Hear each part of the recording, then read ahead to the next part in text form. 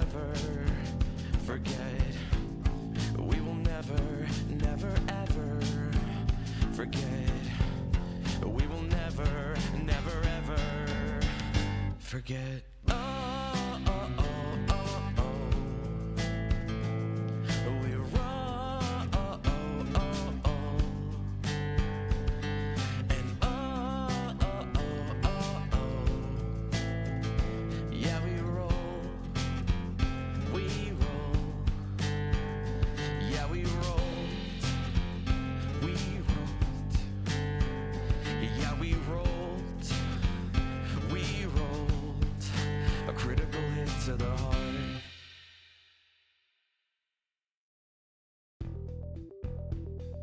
Dinner and a Game and Many Worlds Taverns have partnered together to bring incredible teas and coffees to the Dagger family.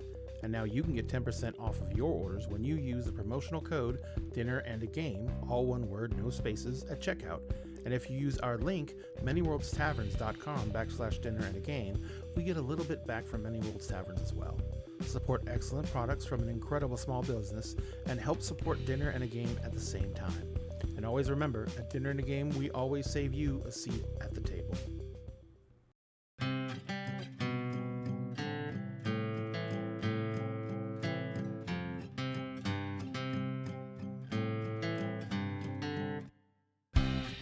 When I sit across the table from you, once a week, a month, or like every 6 months, depending on people's schedules. So the clickety-clack of dice in our crew keep me warm inside before we smack down an evil cold just to gain a level. And oh, oh, oh, oh, oh. We run, oh, oh, oh, oh. And oh, oh, oh, oh, oh. We roll, we rolled. A critical hit to the heart. People grow up, forget how to play, but not us, no. We laugh due to a dad joke or innuendo. Probably it's how every adventure that we create is our own cinematic universe, and it ties us together, and we will never forget. Oh, oh, oh, oh, oh. We run, oh, oh, oh, oh. Yeah, oh, oh, oh, oh, oh. Yeah, we roll. We rolled. A critical hit to the heart. We will never, never, ever forget. We will never, never, ever forget. We will never, never, ever forget. We will never, never, ever forget. Oh, oh, oh, oh, oh. We run, oh, oh, oh, oh. And oh, oh, oh, oh, oh. Yeah, we roll. We roll. Yeah, we rolled. We rolled. Yeah, we rolled. We rolled. A critical hit to the heart.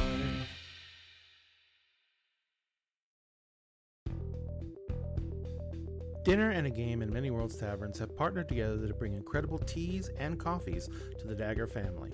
And now you can get 10% off of your orders when you use the promotional code Dinner and a Game, all one word, no spaces, at checkout. And if you use our link, manyworldstaverns.com/dinner and a game, we get a little bit back from Many Worlds Taverns as well. Support excellent products from an incredible small business and help support Dinner and a Game at the same time. And always remember, at Dinner and a Game, we always save you a seat at the table.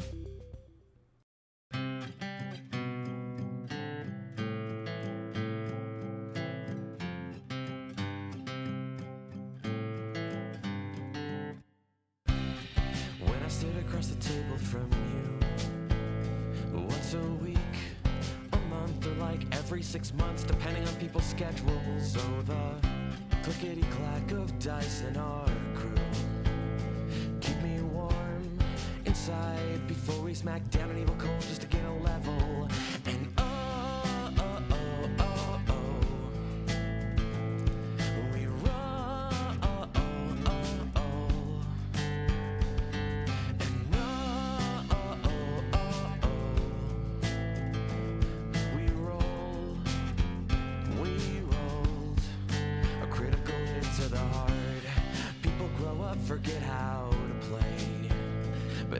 us know.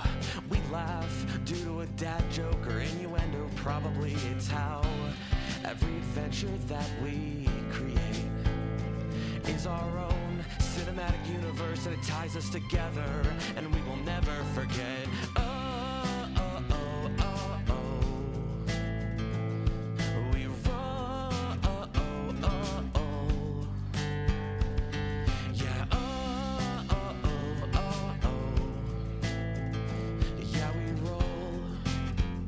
We rolled a critical hit to the heart. We will never, never, ever forget. We will never, never, ever forget. We will never, never, ever forget. We will never, never, ever forget. Oh, oh, oh, oh, oh. We roll. Oh, oh, oh, oh. And oh, oh, oh, oh, oh. Yeah, we roll. We roll. Yeah, we rolled. We rolled. Yeah, we rolled. We rolled a critical hit to the heart.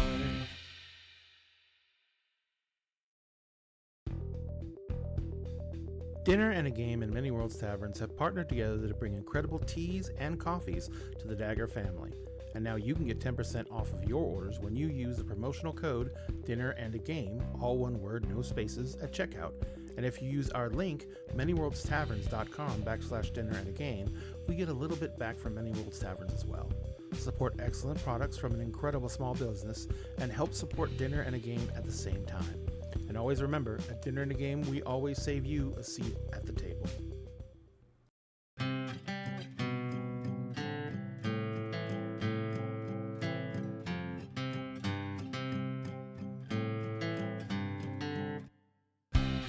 When I sit across the table from you, once a week, a month, or like every 6 months, depending on people's schedules. So the clickety-clack of dice in our crew keep me warm inside before we smack down an evil cold just to gain a level. And oh, oh, oh, oh, oh. We roll. Oh, oh, oh, oh. And oh, oh, oh, oh, oh. We roll. We rolled a critical hit to the heart. People grow up, forget how to play, but not us, no. We laugh due to a dad joke or innuendo. Probably it's how every adventure that we create is our own cinematic universe, and it ties us together, and we will never forget. Oh, oh, oh, oh, oh. We roll. Oh, oh, oh, oh. Yeah. Oh, oh, oh, oh, oh. Yeah, we roll. We rolled a critical hit to the heart. We will never, never, ever forget. We will never, never, ever forget. We will never, never, ever forget. We will never, never, ever forget. Oh, oh, oh, oh, oh. We roll. Oh, oh, oh, oh. And oh, oh, oh, oh, oh. Yeah, we roll. We roll. Yeah, we rolled. We rolled. Yeah, we rolled. We rolled a critical hit to the heart.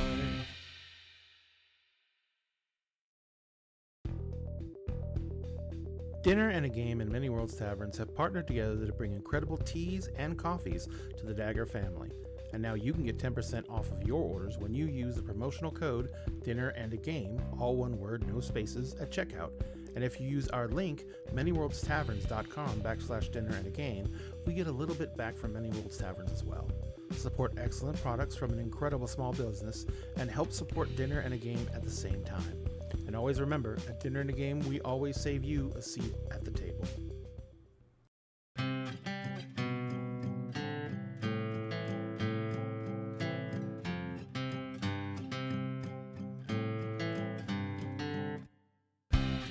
When I sit across the table from you, once a week, a month, or like every 6 months, depending on people's schedules. So the clickety-clack of dice in our crew keep me warm inside before we smack down an evil cold just to gain a level. And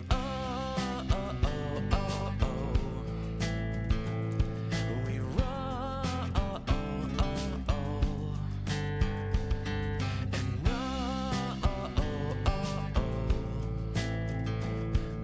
roll. We rolled a critical hit to the heart.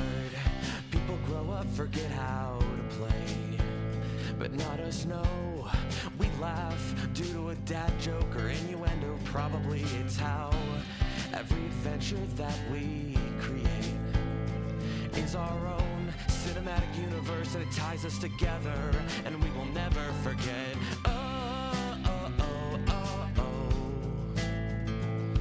We roll. Yeah. Yeah, we roll. We rolled a critical hit to the heart. We will never, never, ever forget. We will never, never, ever forget. We will never, never, ever forget. We will never, never, ever forget.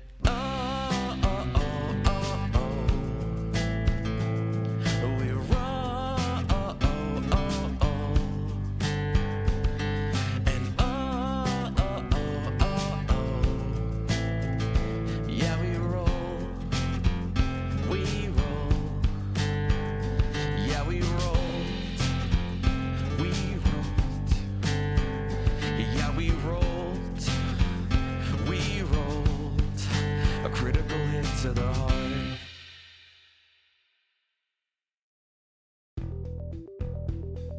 Dinner and a Game and Many Worlds Taverns have partnered together to bring incredible teas and coffees to the Dagger family. And now you can get 10% off of your orders when you use the promotional code Dinner and a Game, all one word, no spaces, at checkout. And if you use our link, manyworldstaverns.com/dinner and a game, we get a little bit back from Many Worlds Taverns as well. Support excellent products from an incredible small business and help support Dinner and a Game at the same time. And always remember, at Dinner and a Game, we always save you a seat at the table.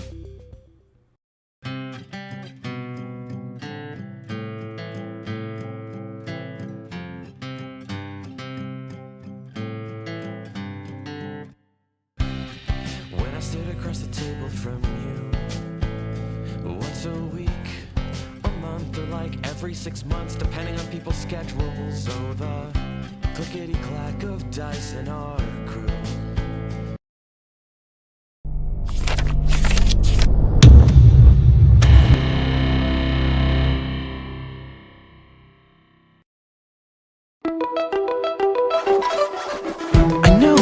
died, caught terrifying glimpses, and I'm not right. Awake without the breath of life, cold and empty. Rage now fuels these bones that move me, otherworldly.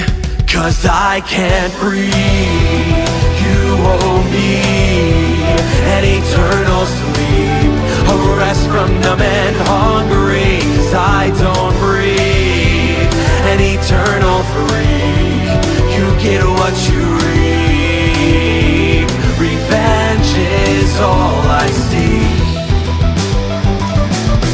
A lunar hike, no petty mortal hands can undermine my silhouette wrapped in spite. Cold and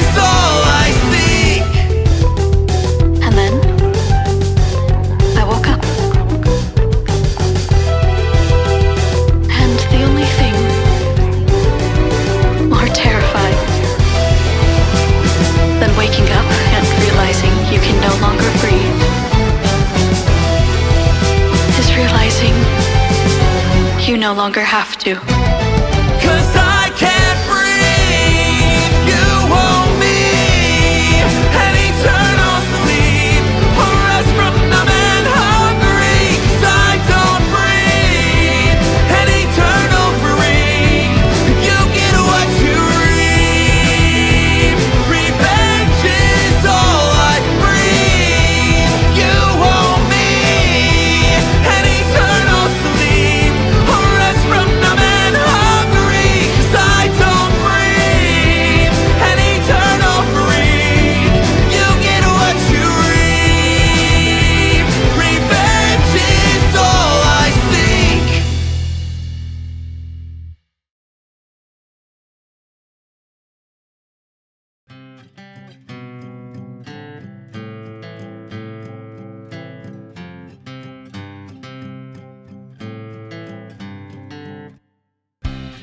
When I stood across the table from you,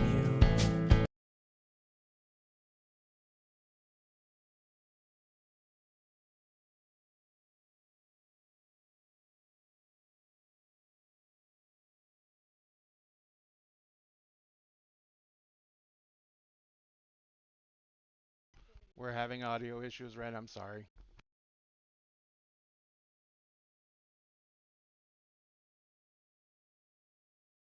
That I'm full of so much hot air. You can't stop me. I got this. Oh, it's okay. This is a sound check now. I will just continue to blather forward until. All right, we're good to go. How's it going, folks? Welcome to Dinner and a Game. My name is Ren, aka Wrenound, and welcome to the Art of Resistance Game 1 West End Riot. We are here with some super amazing players, and we are about to begin this campaign, and y'all, I am so freaking excited. Before we get too deep into it, we're going to do some introductions. In case you don't know our wonderful cast, I did want to do a shout out to Crown, who will not be joining us for the first couple of games. Crown got a super exciting opportunity. They've been posting a lot about that on their various social medias, so you should go and follow that excellent being and learn more about that. And then once that's all caught up and all that stuff happens, they'll be joining us for the rest of the campaign. For those of you who don't know, my name is Renowned. I am a TTRPG game designer, runner, player, etc. And one of the one of the hired GMs here at Dinner and a Game. And thank you so much for joining me for what is my debut actual play campaign. And I couldn't imagine having it with anyone else, but this amazing cast, which we're going to take a minute so that you can get to know a little bit before we get started. Folks, if we could go through and do like name, pronoun, character name, pronoun, just to get rolling, that would be great. If you want to like throw some flavor in there about your character, please feel free. And let's start with Mark. Why don't you go first? Yo, what? You putting me on blast already? Okay. All right. Hold on. Just keep making sure you're awake. Just keeping things moving here. I'm awake, but my mic is going wild here. Hey, everybody. It's your 40-year-old boy, Mark J. My pronouns are he, they. I am playing a character called Tan Spitraven. The pronouns are he, they. They are the chosen one, and they love to tinker. Yeah, that's me. So exciting. A chosen one. But for what? Next up, Mara. Hey, my name is Mara. My pronouns are they, she, and I have the honor of playing Constance R. Elmslow. Pronouns she, her, and she is the Spellslinger playbook in Monster of the Week. Excellent. Thank you so much. Cove. Hello. I am Silky Cove. My pronouns are he, they, and I play Elgadad of Us, who most people actually know as Ven, whose pronouns are they, he. And they are the star playbook, but there might be a little more to it than that. As anyone knows from any AP you've ever bet in, it's never quite just that simple. And last but certainly not least, Shep. Hi. Can I? Yeah, there I am. Hi. My name is Shepard. I go by they, them. I am playing Leofrin Rue, or Iris, or Rue, or Leo, really whatever you want to call them. They go by they, he, and they are the spooky playbook. Excellent. Thank you all so much for being here. With that, I think we are going to go ahead and get started. Magnolia, well known across the world as the City of Marbles. Marvels, not marbles. I mean, also maybe marbles, definitely marvels. This plutocracy puts a focus on one thing and one thing only: to create and maintain the city's beauty, anchored in tradition, and maintaining these standards sealed in time. Within each quarter, the noble houses enforce their will by forcing their vision of art on their territories. Supported by the Red Plumes and conservationists, it creates an environment where those who oppose it can easily feel like they are vastly overruled. Pressed beneath the crushing weight, the gangs living in the lower districts have begun to band together and help push back. Deep in Carnejo-controlled quarter, their black and white monochrome theme is a stark offset from the others. Even the austere structures that are emblematic of House de Magnos design are offset with screamingly bright and beautiful color that takes people's breath away. The wide arches leading to Carnejo's quarter stands as a stark reminder of what makes them unique. The gates themselves are tall black metal inlaid with white enamel filigree that shines in the sun. Even the cobblestones, black and white packs of 4 stones peppering them with carefully creative inlays across the edge, are not exempt from the strict color designs. Our cast, our crew, are members of a gang deep within the lower quarter called the Over-Under. These red caps have recently been pushed back by a mysterious, unaffiliated force called the Black Plumes that have been rounding up gangs in the quarter. We step in at the very end planning stages of what is going to be a first big strike against these folks. And we're actually going to open on someone who is working very diligently, deep within the Over-Under. A shop, more like a workplace. The brass ring is in the very heart of the Under. You see, as the city was growing, the nobles were given a choice. Well, not really given a choice. They were given a problem that they needed to solve. As the population continued to rise, there needed to be more places for people to stay. So instead of giving up some territory in the Wardens and the High Hill Ward, they decided they would take the quarter of the Kraken sighting and split it. They would create high buildings with ramps and other sorts of ladders and not necessarily the safest living conditions, while also digging underground, deep ravines in the earth, and creating a lower quarter, physically underground. Because of the topsy-turvy and less than stellar construction, this is now lovingly called the Over-Under. Deep in the Under is where you can find some of the brightest minds in the city working to make it better. That's where we find Tange. So, what are you working on right now? You find Tange kind of crouched over a table, working on one of his many very special automatons. He makes little wind-up little creatures, little critters, little people, little things, just for his own sake, it's his own art that he puts a lot of his own spirit and soul into. And he's got a couple of them there, but he really should be working on the commission he was given. His boss told him to work on something very boring, to weld some pipes together or something boring like that.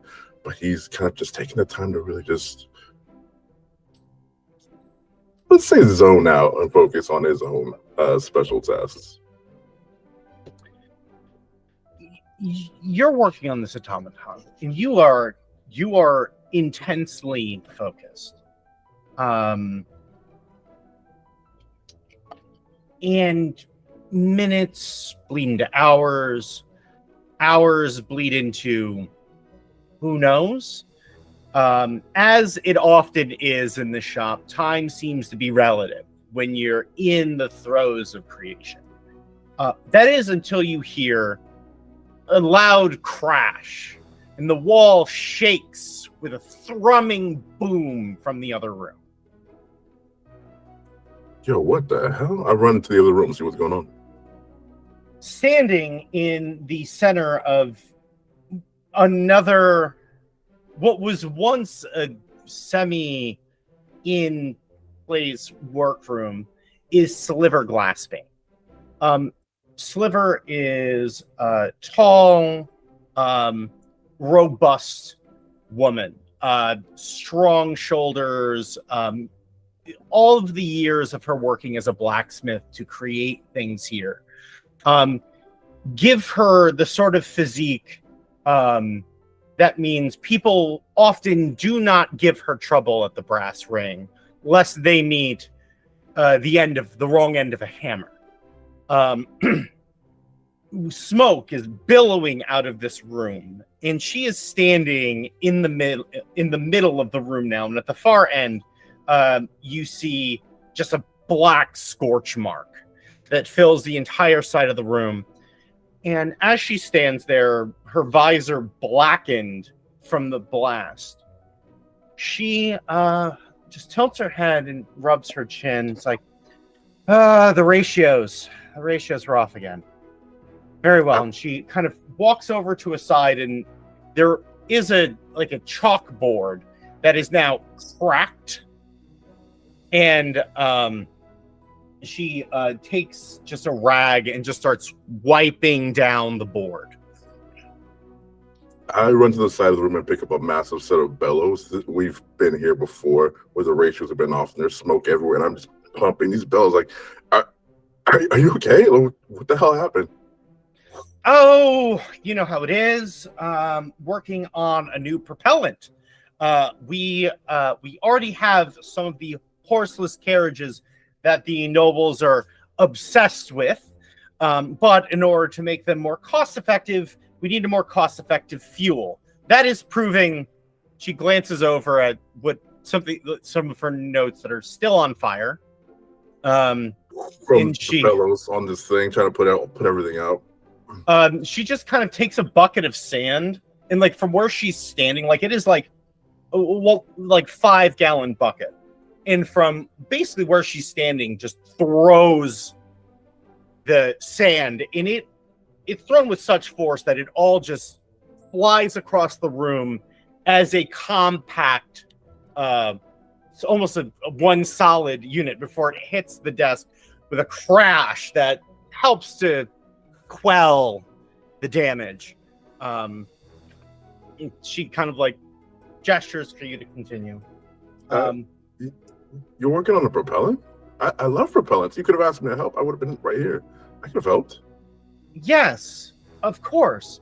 And had you finished the work I had given you instead of working on your automatons, I gladly would have had you join me. But you seemed, and she turns and she's smiling.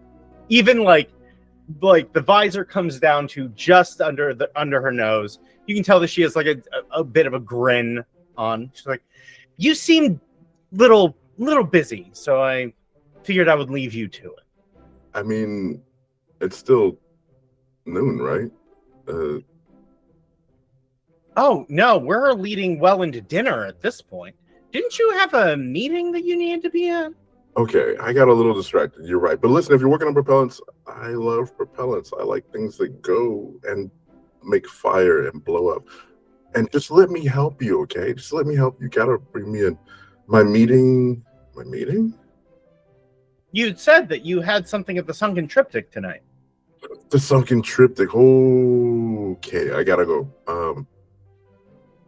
I'll come back and do overtime, right? I'll finish up the tasks. No worries, but I gotta do this thing. You always do. Go. And Tanj makes a dash where he gathers the stuff, kind of brushes himself off. I think there's a spare change of clothes in the other room. Changes clothes as fast as he can, and then heads out. I'll see you later, Silver.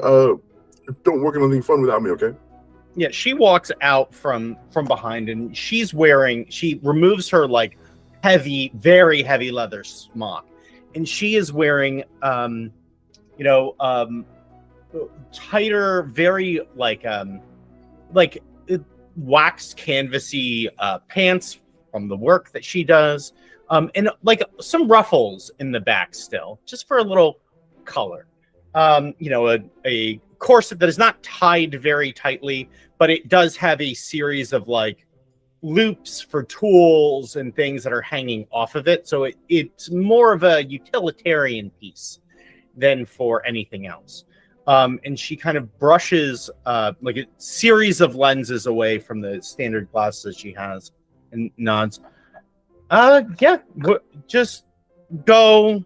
Don't worry about us, me here. And like you hear some whirring in the back. Yes, I led with us. I have a good evening. Why don't you describe what you look like as you run out the door? Sure. Tange is about a 6'1", chocolate brown skin individual, very short black hair. It's all mixed in like my own.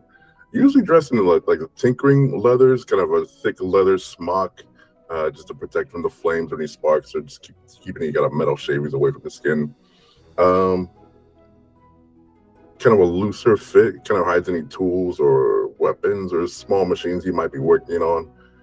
Tange is kind of a well-built dude. Doesn't fit into small spaces well. Kind of like Silver, a little bit yoked from just mashing on hammers all day and carrying heavy loads of steel and wood everywhere.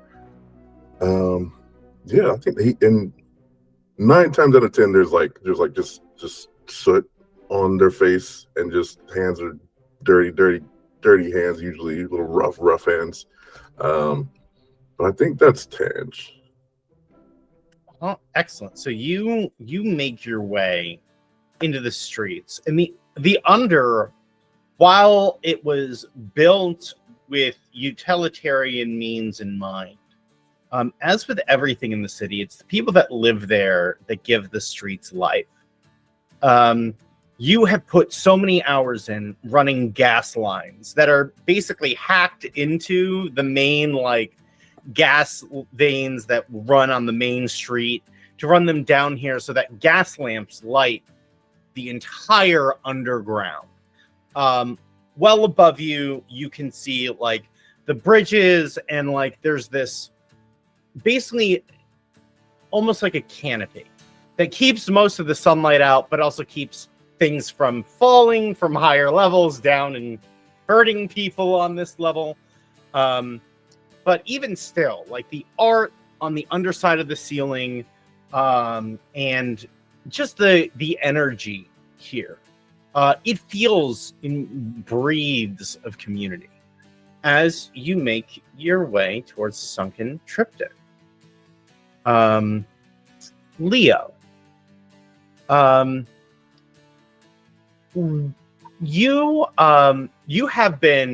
you're getting out of your traditional work for the day. You later in this evening, you do have a meeting with the other red caps at the sunken triptych. So what would Leo do to kind of spend time?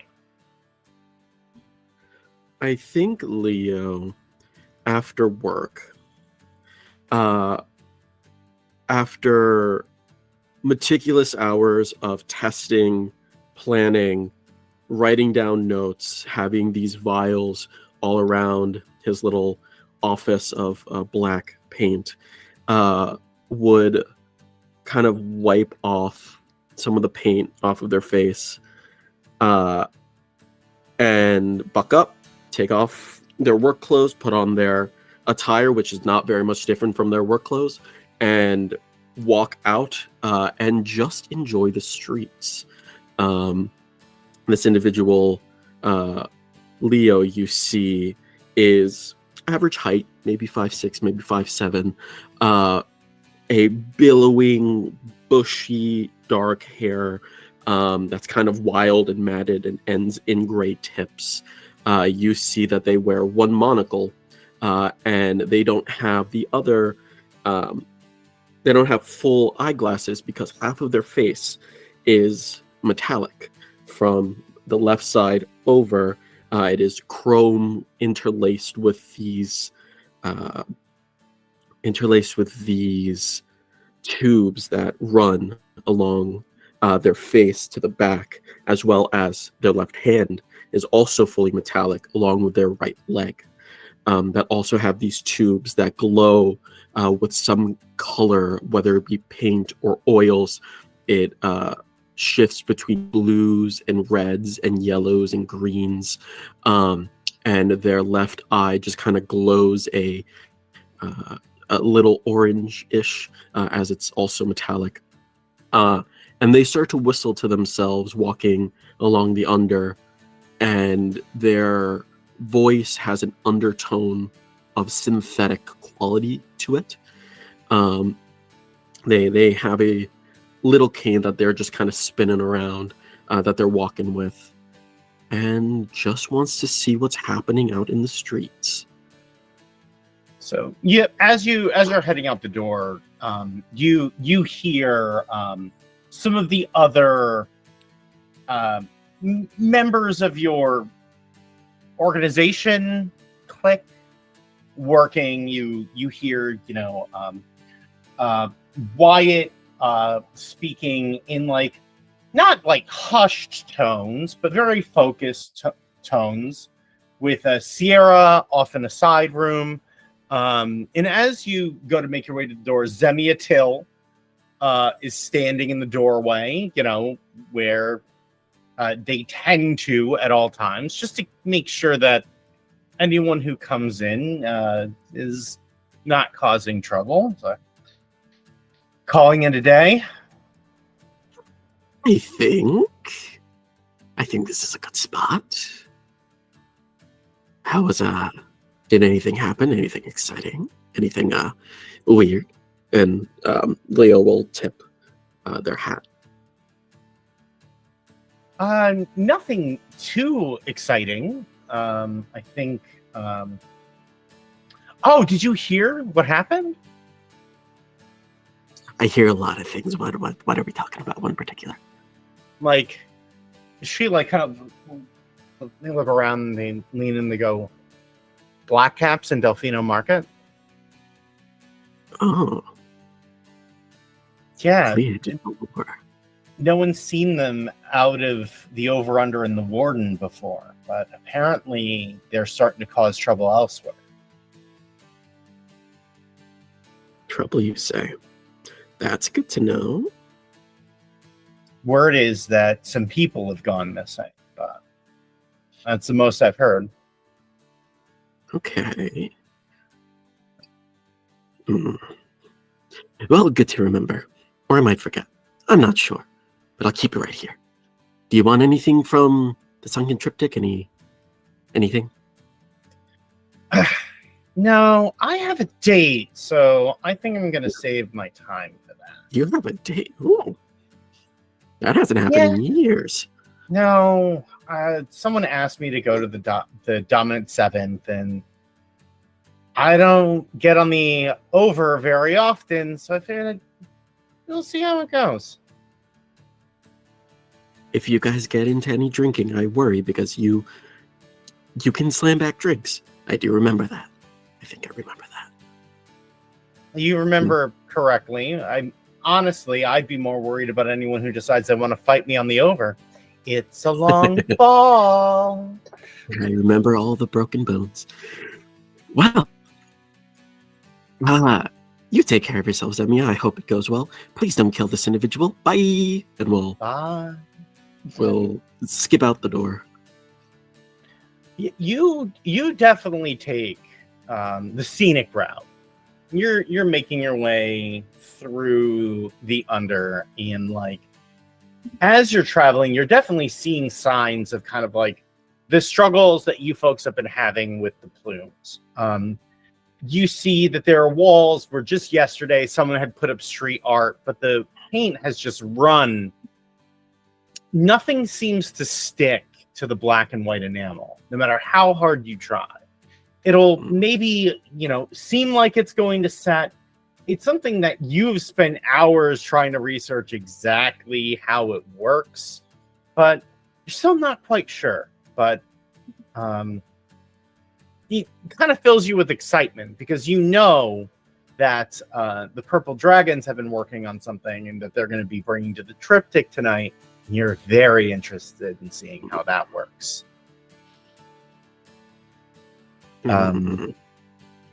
Constance. Outside of working, what would you be doing? Oh, that's a great question. Especially if we're meeting at the triptych, and chances are good during the day. If I don't have any shows to perform, I would probably see if Uriel needs help, or also go for a stroll. Maybe try and check out the market, see if there's anything interesting going on there. The local market, I should point out, in the middle road. But yeah, chances are pretty good you would find her in or near the triptych, most likely in some manner of frippery, something a little whimsical, a little frilly, and yeah, anybody who would run into Constance on a day off might find her hair down for once, long black hair with a couple of Malin streaks of pure gray, jacket and corset neatly fastened, mandolin possibly on her back with a piece of red kerchief tied to it. You never know when music's gonna happen.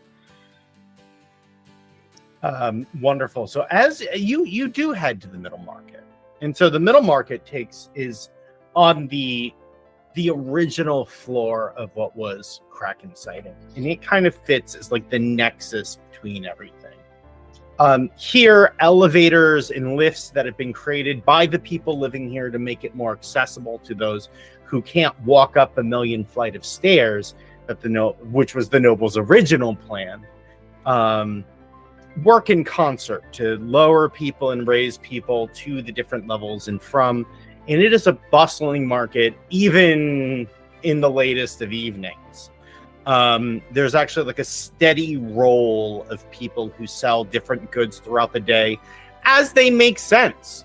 Do you need a last minute disguise? Someone is probably hawking clothes on the street in the middle of the night while you're on your way out from causing some trouble. You want like a late night snack because you were out partying? Well, they probably have somebody who's hawking something you can eat on the go. Now, it being the kind of middle of the day, you get there and you feel like the vibes are a little bit off. People seem a little concerned. There seems to be like a lot of like, because like normally there's a level of like jovialness that you're not quite seeing today as you're traveling through. Do I see any like individuals or signs that might indicate why the mood is a bit soured today? That sounds like the first roll of the game. Would that be a read a bad situation? So that could be a read a bad situation, or it could be investigate a mystery, depending on how you're feeling about it. I feel like I don't know if it's bad or not yet. Just off. So I'm going to investigate a mystery. Sure. Which is plus sharp. Yes. Right? So that's 2d6 plus my sharp mod, which is 1. Correct? It's die pool. Pool. Right. This is the part I don't recall. So it should... 1 second. Let me pull up the rule book. Rules.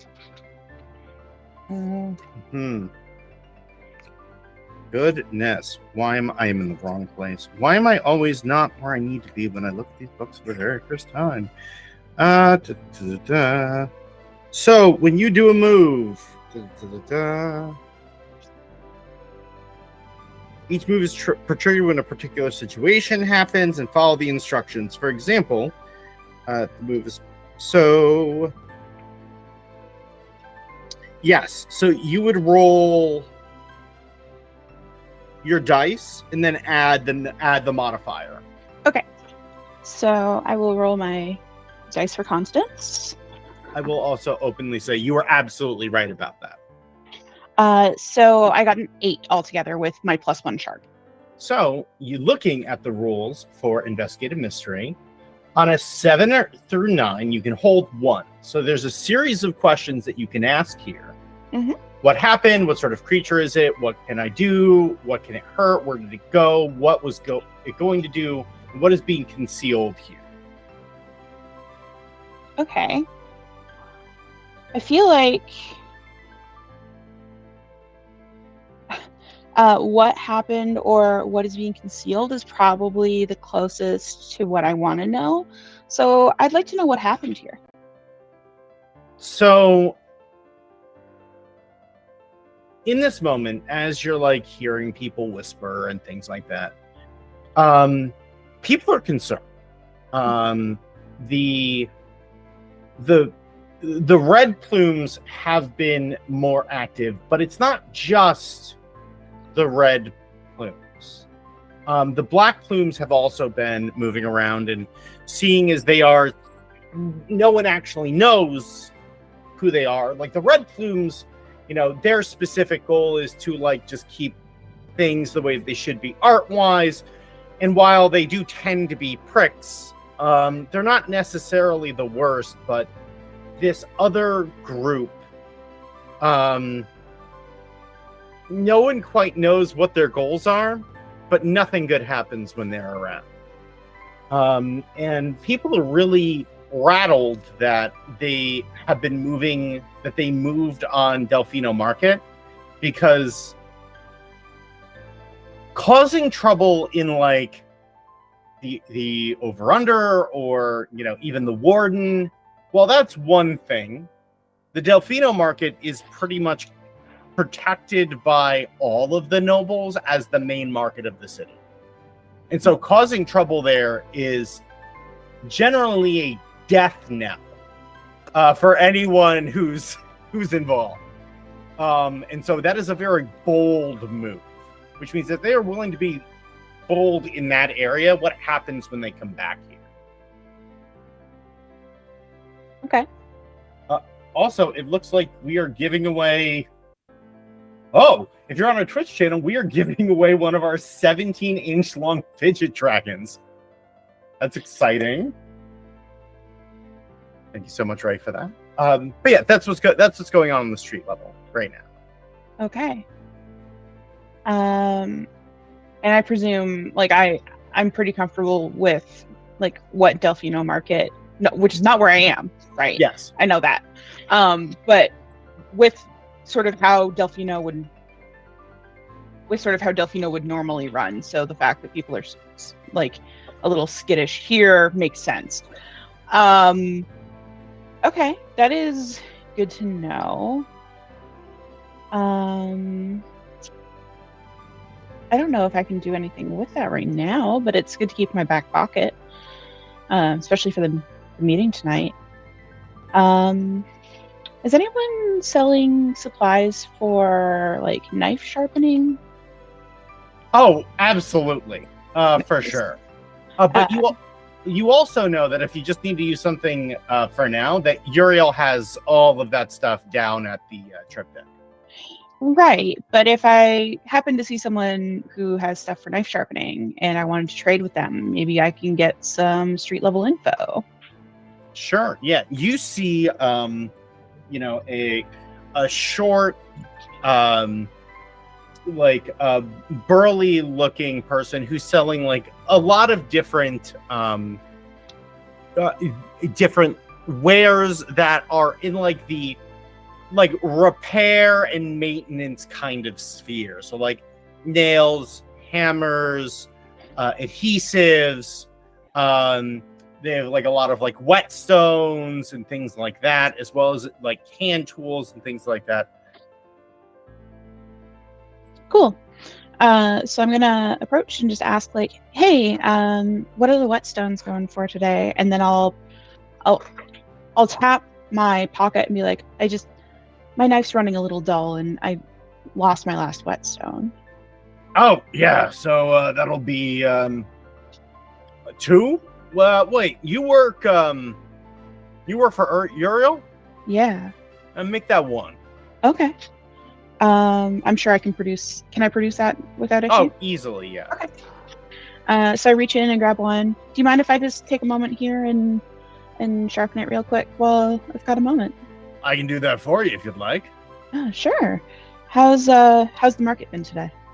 Oh, it's been great. And so like the person turns and like there's like a water pump like section. So it's a large barrel with a piece of wood that kind of goes across it and just lays a whetstone down there, gives you a whetstone and pulls 3 out from like right next to the setup, and like just starts using a foot pump, and the water starts running up through the pump, and it's just and this isn't even watching. It's just doing that and making eye contact. Business is going well. It always goes well. People seem a little skittish, though. What do you make of that? Oh, there's been a lot of trouble. People tend to get skittish when there's trouble, especially because usually, in like raises a hand in the direction of the noble quarters. Mm-hmm. They're usually the ones responsible, so not much to be said or done about it. You say usually. Do you mean that you think it's not them this time? I don't have I really don't know.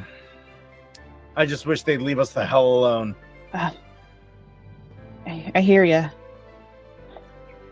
If I had to guess, anyone who'd be able to pull strings enough to have people running around causing trouble, making people disappear, that can't be small time. Someone with significant resources has got to be behind that.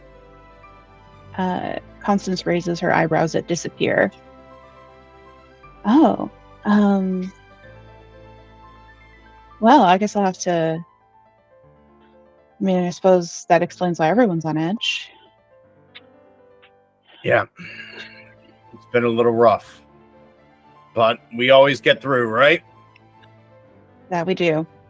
As he finishes, he's balding, but he pulls a hair out and he splits it down the center on the knife that he just sharpened, and he hands it to you. There you are. Who else wants to get a knife sharpened? Just kind of like, and like some people who are watching kind of like talk amongst themselves. Anything else? I think that's it for today. Thank you so much. I'll slide the remaining, like the original second coin as like a, hey, thanks for the service and for the info, and just slide on. He very casually just grabs it and throws it into a pocket. And you head off. You're like walking around and wandering. It is getting a little bit close, and Uriel was aware that you had a meeting and did want you to come down a little bit early to help out. Okay, in that case, I will likely make my way back. I'd loathe to be late. And with that, Ren, where would you be finding yourself? Did you just address yourself out of curiosity? I did not. Sounded like you said Ren. Anyway. No, Ven. It's just that close. You're just in the game now, you know.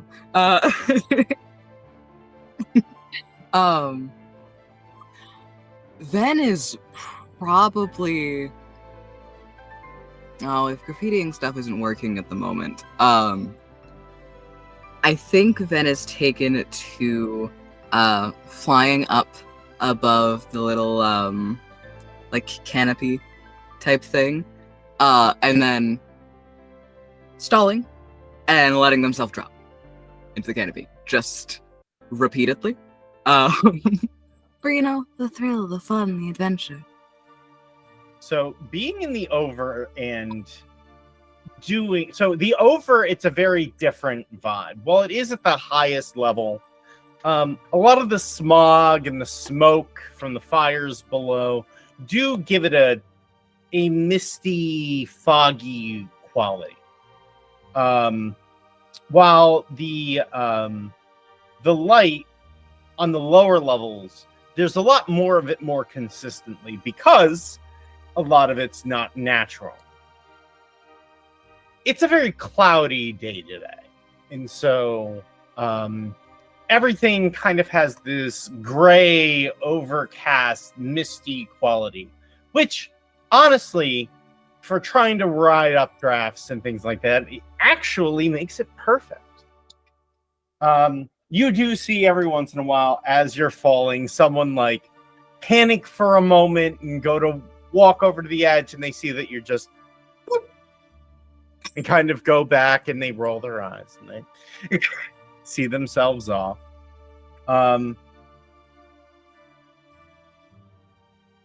You do this for a while, and why don't you give me a sharp check? Oakley dokley. That was a good roll. I think my sharp is terrible, though. You know what? It could be worse. That is an 11 on the die, and an 11 on the die it will stay.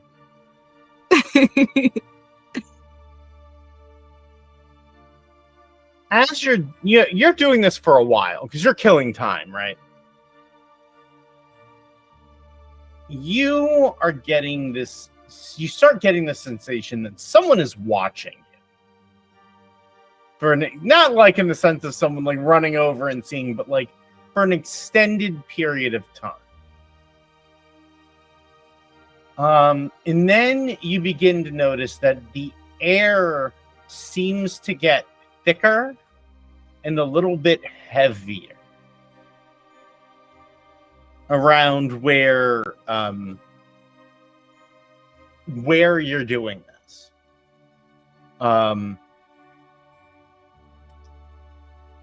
With an 11, because an 11 is really good.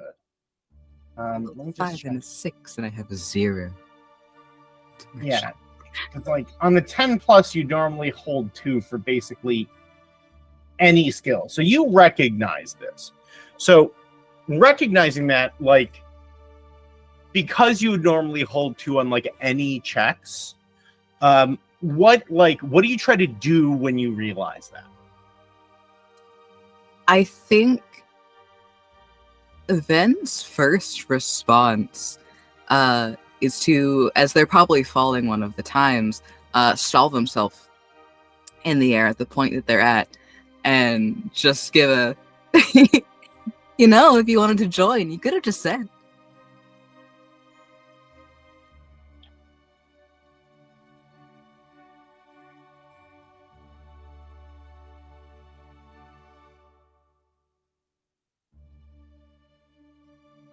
You don't get a response.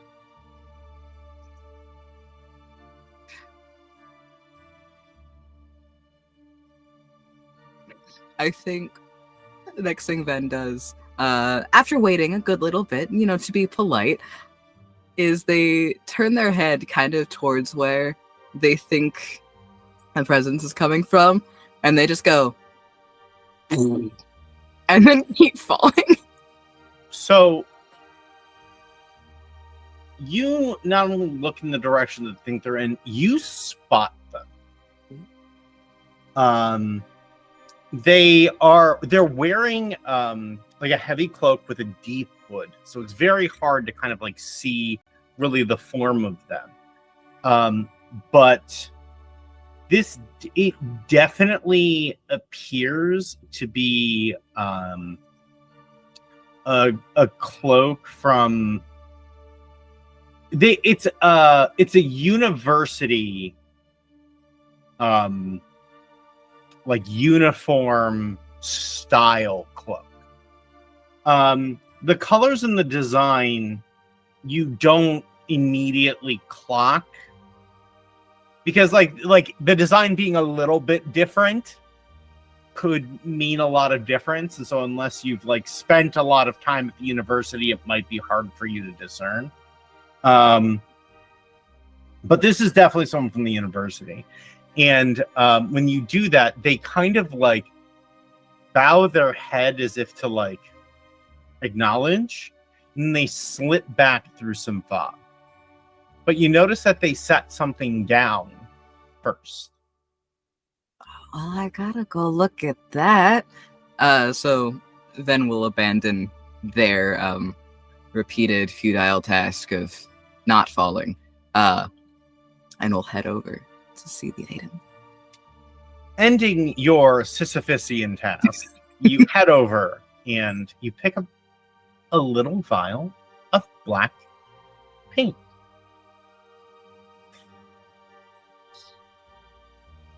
This is the most boring color they could have picked. As you shake it, you recognize that it seems to cling to the glass in a way that is very unusual for paint or ink.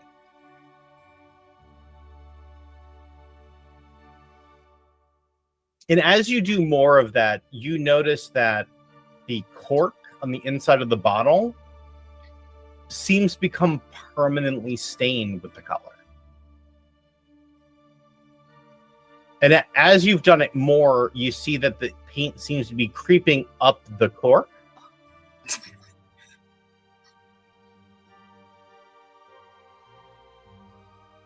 Huh. If we can make this other colors, provided it's not... I don't want to tip it. This might be poison. This could be poison. Living poison? Paint poison?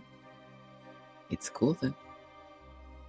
And once they've taken a little time to, like, look it over, they'll find, like, a bit and bob on them where they can, like, fasten it without it being in a bag or something in case it escapes, because now it's assumed that that thing is alive.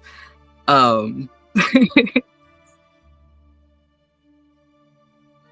right.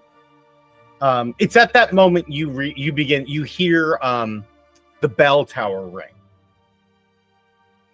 and you realize you need to be at the triptych like right now.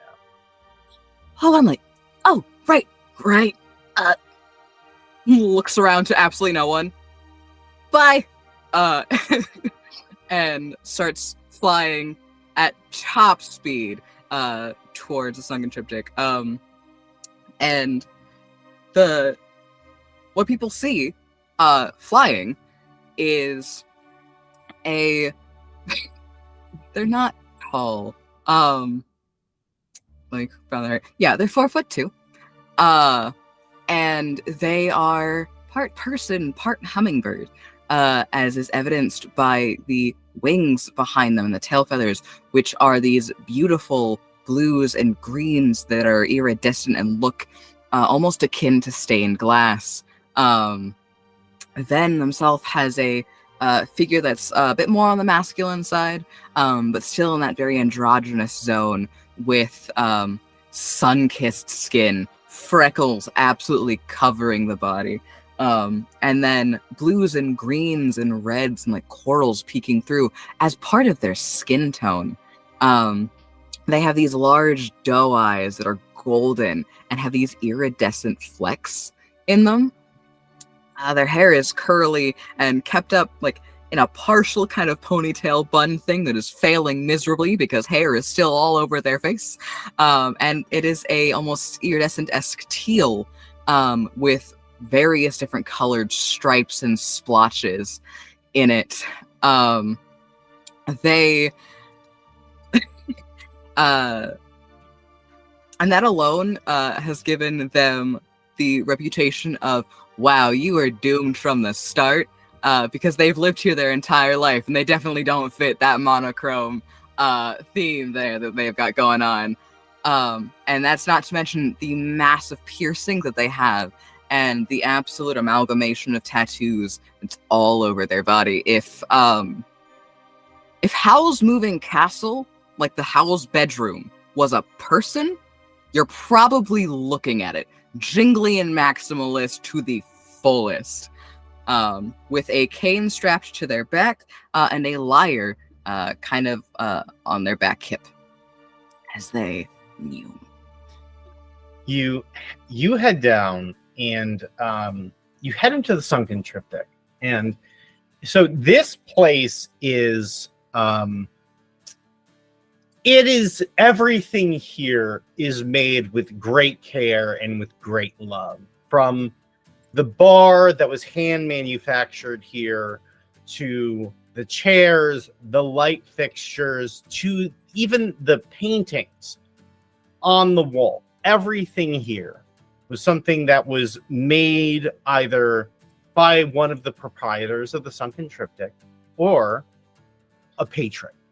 The Sunken Triptych is not one, but 3 businesses owned by 3 separate proprietors.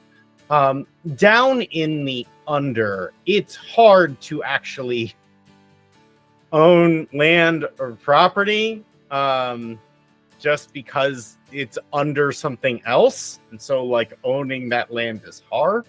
So these 3 proprietors have worked together to create one place where, whether you need an inn, a general store, or, you know, a place to meet with people and talk, you can access all of them in the same place. In the pub, it's smoky always. Whether it's from the food that's being made, that it's much hotter than the air in here, or you know, the incense that is burning as well. It's always packed, full of people and coats and hats, you know, drinking and eating and telling stories, and usually filled with music. And it is that case now, although it is not from one of our resident artists here. Behind the bar, as Vren comes in, is a very tall, more automaton than person. Uriel is a being that is more created of metal now than person. Carefully crafted hands that are fully articulated, arms and body, wearing a very nice suit. Stands behind the bar, and as you know, they are talking to people, is grabbing cups and things like that with such speed that most people coming here for the first time don't notice the extra 2 arms that hide under the jacket, as they are just quickly mixing drinks and bringing food without barely turning. And as Uriel is doing this, the moment that Vren enters and is like, has that panic look around that where everyone is, one of the hands pipes up and just does a finger wag at Vren, clearly, and points to a back room. You hear over the music, like, it sounds like it's being piped through speakers, because when they speak and they want to be heard, it seems to echo off the walls. You're late.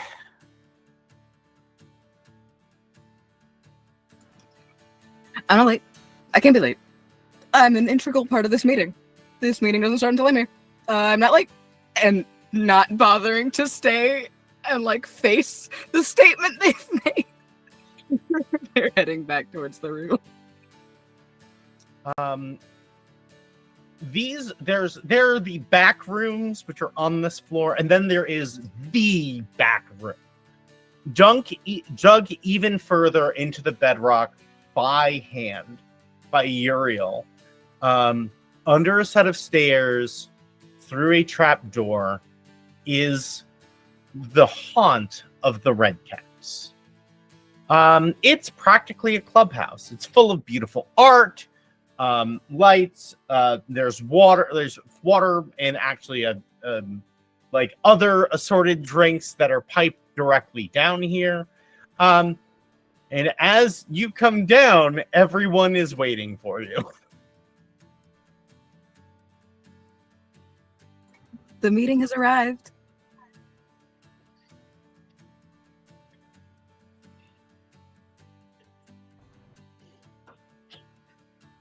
I think, if you'll permit me, when Leo got in, they brought a cake. Except on the top of the cake, when they put it down, it says "Happy Birthday, Richard." And they've just been taking little bites of this cake. Hi, welcome in. You're early.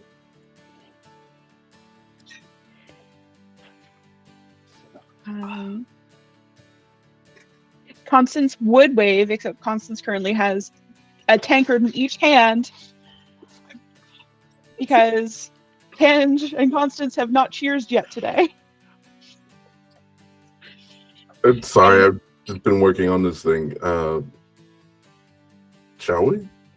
Yes, and so Constance passes a tankard to Tange, and they raise their glasses to cheers. Glasses down. Well, Switch glasses. Cheers again. cheers. Switch. Hit. And the third time. Bonk. And take our drinks. Because it's not a meeting till we've done our drinking ritual. The meeting is ready. I think we're ready to do things meeting-wise. See, I'm not late. From the back room, you hear a voice. The person you are here to meet with, kind of like echoes from a side room. Finally, come on in. As Weston Gray kind of pokes their head out. Weston is wearing a bowler cap that has a purple stripe, kind of like almost appliqued to it. He is beard, very like gives like the grizzled veteran kind of vibe. While not from here, is the person from the Purple Dragons that was like the person you were waiting for to be able to plan this job. And as they disappear into the back room and you come in, this is where you folks plan the nefarious deeds, which is usually art projects at the end of the day. And there, even on the wall, is a picture of the target, which is the clock tower. The clock tower sits between the over-under and the noble grounds. And it is like the line of demarcation between the have and have-nots in a very real sense. And as all of the things, the indignities after indignities that have come up, there has been a lot of talk of doing something to really make a statement. And you needed one thing to be able to do that. And as you walk in, you see that there are stacks and stacks and stacks of paint cans in the corner of the room. Weston sits down, throws his boots up on the table. All right, let's talk plan. Y'all are doing this tonight, right? Wait, that's tonight? Tonight is tonight? Okay. What is tonight? I lost the What date. is a tonight? Constance just kind of face bombs a little bit at the confusion of all the different tonights. I believe the plan was tonight to paint. I hope so. This stuff is not necessarily the most stable. Is it alive? Well, it's paint. That doesn't always mean it's not alive. And we'll When does paint mean it's not alive?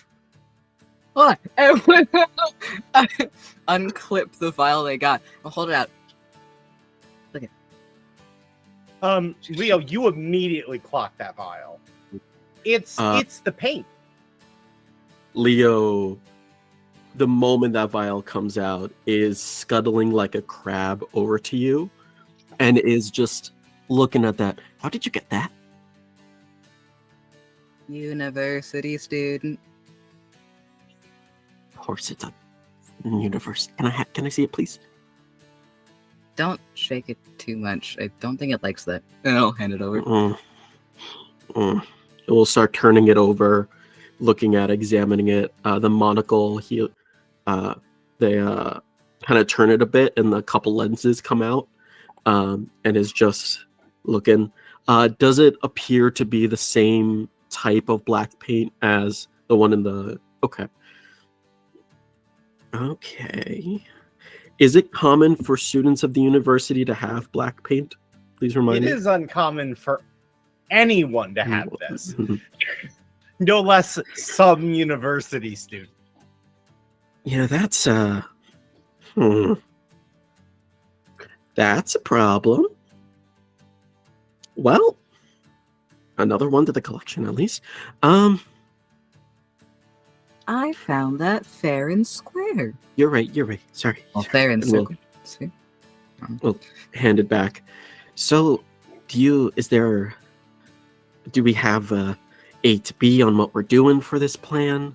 How do we have, instructions, objectives, and how we're gonna hit this clock tower? Well, that's for you all to figure out. My job was to get you this. So we've been working really hard with the stuff that and he points at Leo, was able to give us. And we think this is going to burn through the enamel.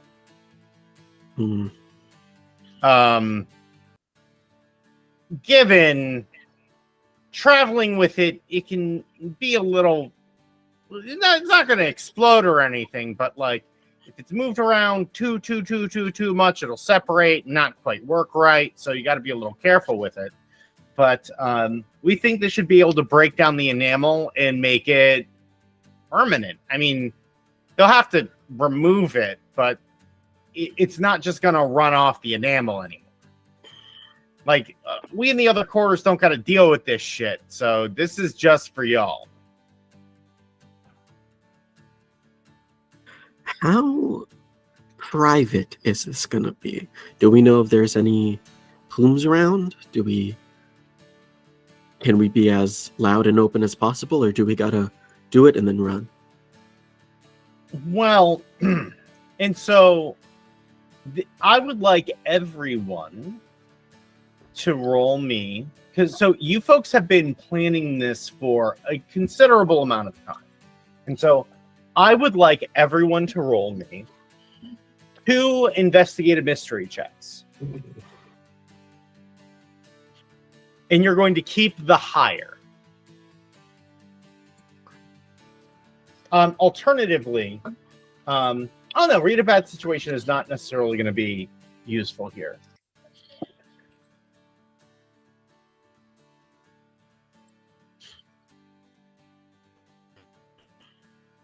Dude, that is a powerful roll, Mara.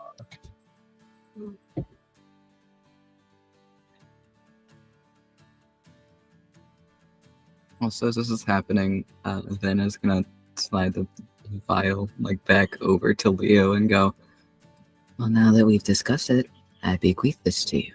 It is now yours. Yes, thank you. Wait. Can I see that for a sec? That's pretty cool. I would only suggest you be very careful. This thing is very unstable, and don't get it on your hands. And I was shaking it earlier. We'll hand it over. You were shaking it earlier? Oh, yeah. It's not safe. Why'd you shake it? That's not... It was a vial of paint. I stopped shaking it when it... I stopped shaking it the second time I thought it was alive. Okay. So Mara got a 12. Oh, my highest roll was a 7. Got a 7. Okay. Was that Shepard? Was that your highest roll of the two? I forgot to roll the other one. No, I forgot to roll the second one. And the second one I got double 6s for a 13. Sharp, right? Yeah. Okay. So we are going to go in numerical order. Mark, we need your rolls. Your roll. Roll a 7. A 7. Okay. So we're going to go in numerical order, starting at the lowest and moving to the highest. So that puts Mark first.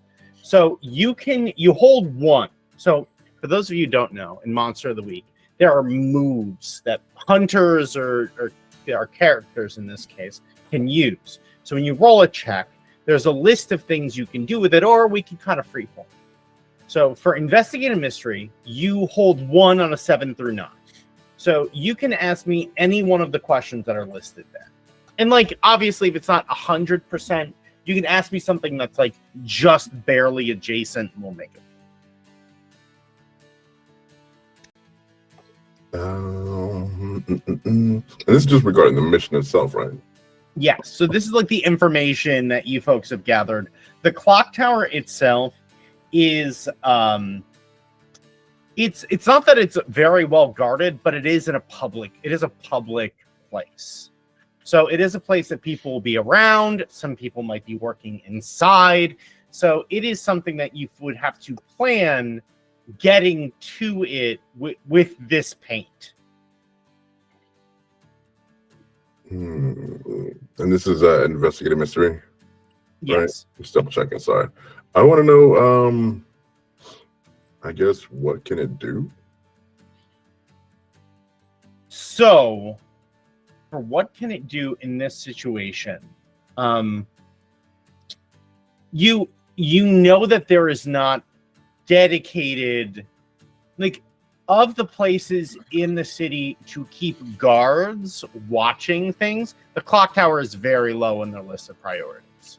So you do feel like if you get there undetected, you feel confident that once you're there, so long as you keep a moderately low profile, it's not going to cause any serious problem for you to do what you got to do.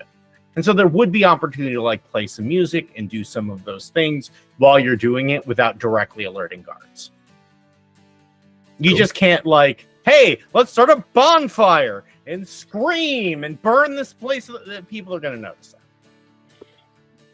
Very cool. Next, Cove. What you got? I want to know what is being concealed here. So, on the pathway there is some fence and some gates and some things like that. And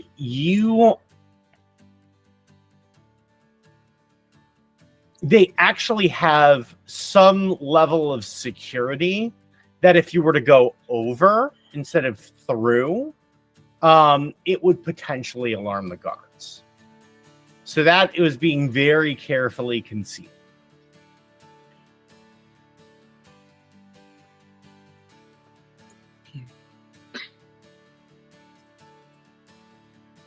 Next, okay, so on a 12 plus, You can ask me anything. AMA, ask me. So you, first of all, you hold 2 on a 10 plus. So you can ask me any 2 questions, both of you, because you both rolled a 12 or higher. Oh. Okay. So we know that our path is going to take us through some security measures that we can't go over, we have to go through. Mm-hmm. And as far as like distractions go, or not distractions, but like concerned about security at the clock tower, not a big deal, because at that time of day, there's larger fish worth frying.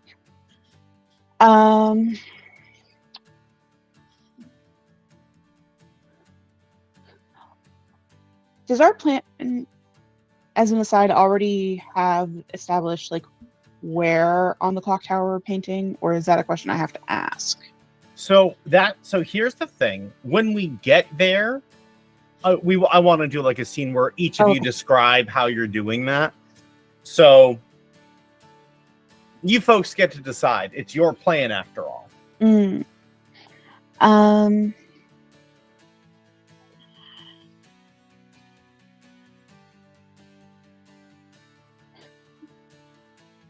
Does Leo have any questions on deck while I consider? I do have a question. I just want to learn something because I get this wrong. From a list, or are we just asking questions that we think of? So you rolled a 12 plus. So for a 12 plus, 2 things happen. 1, you get to ask me 2 questions. 2, you can either pick from the list or literally AMA. So that's only if you rolled a 12 plus, which the both of you did. I see. Okay. Then I think my question would be is, in case something goes wrong, is our escape route still secure, or is it something, or is our escape route more, how do I put this? Do we have to be careful how we proceed when escaping, if we need to escape? I guess would be my first question. So long as you're able to get in, do the art, and get out as planned, you feel confident that you should be able to get out clean. Okay. Did you think of a question, or should I ask another? Go ahead. How close is the nearest red plume, either like post or lookout? Like how far from where the clock tower is to where the nearest guard or post might be is there in conjunction to each other? So you actually have a pretty decent distance from the clock tower to them. Well, the clock tower is a high traffic area. It's a high traffic area full of nobles generally. So it's an area where, because the nobles can kind of make up the rules as they go, it's a place that's general, like it's more on the warden side than anything else. And because of the fencing and things like that, there's a lot of barriers there that they are pretty confident will call them if there's trouble. And so, unlike there's a entryway into the city that is to your northeast, where there's like strong guard presence, and closer to Delfino Market on the other side, there's strong guard presence, but it's kind of a decent gap here. Okay.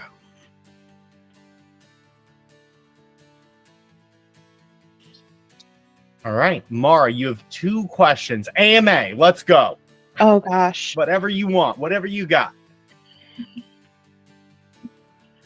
What is the biggest actual threat to our plan right now, given the parameters we know about security? getting caught breaking through the fence would suck really bad. So because getting to the fence, as long as something doesn't go really, really wrong, you feel like you can get there pretty easily. Like, people traveling with goods at all times of day and night in the city, not uncommon. But if they catch you breaking in with your goods, the whole plan goes up in smoke very quickly. So that trying to get through the fence being a long drawn out process is probably the biggest area of concern. Would it be abnormal for a noble to want through those gates? Yes, because there are gates that are around the clock tower, but access to the clock tower itself is still pretty limited. I was wondering if I could use that angle to help us. But there are people who do regular maintenance on the clock tower, and with a 12, I can assure you that you folks can probably make something work out. Okay. So if we look like we're going to work on the clock tower, then that's probably our best way to get through those gates. Or like get through the fences and the security barricades, because they'll think we're supposed to be there. Nobody's going to know. How could they know? And on those rolls, because they were impressive rolls, the two of you to get together are able to discern how to make what costume pieces you need to be able to do that. And between the four of you and Angelo, who is not here, your Angelo knows somebody, and you folks have been able to, prior to today, get those costumes. Because remember, we are doing the rolls for things you've already prepped. So this is all the stuff you've done before tonight to prepare for tonight. Would it be, I don't know, if this is out of the scope of this, and I've already capped off the question, would it be out of the realm of possibility for Leo to have developed something to at least moderately keep the black paint stable for transport? So you're not transporting black paint. You're transporting but you have developed stuff for this paint. Roll me a cool. Okay.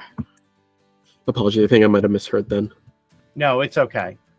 So the paint that they have is all sorts of different colors, but it's specifically designed to breach through the enamel. Okay. Which is why. And I'll also this sounds like it would be something that the two members of the party would likely be working on. So Tange, why don't you also go ahead and roll me a cool? I rolled a 10. Excellent. I'm rolling so unbelievably bad today. I rolled a 5. Well, between the two of you, that's over a 12. So since you folks are working closely together on this, you not only are able to identify what about the paint makes it unstable, but also are able to rig a cart so that it will run smooth enough and in the proper ways to make sure that you can get there soundly.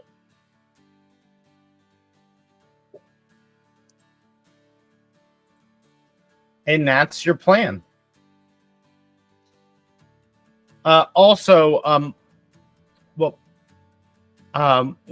bother marking XP. We're going to be doing experience via as you folks hit certain episodes, you will have advanced together. So don't worry about that. Okay. Cool. So yeah, it sounds like you folks have a plan. You have costumes already ready to go. You have a cart already prepped to bring the materials in. And you're just going to ride right on in. Coveralls time. All right. All right, team. This should be really easy. Just in, out, boom, bang. No problem. We'll be back before, I don't know, breakfast? There's nothing that can go wrong with this plan. No. Nothing. What? Why would you say that? That's exactly when everything goes wrong. Well, all right. I'll leave y'all to it then. Remember, I was never here. And Weston gets up and leaves. Who are you? Was somebody here? As Weston, as you say that, Weston kind of like pokes her head back in and winks and leaves. Memory is terrible. Well, is it mischief time? As it is mischief time, it also seems like this is an excellent opportunity for us to take our break for the evening.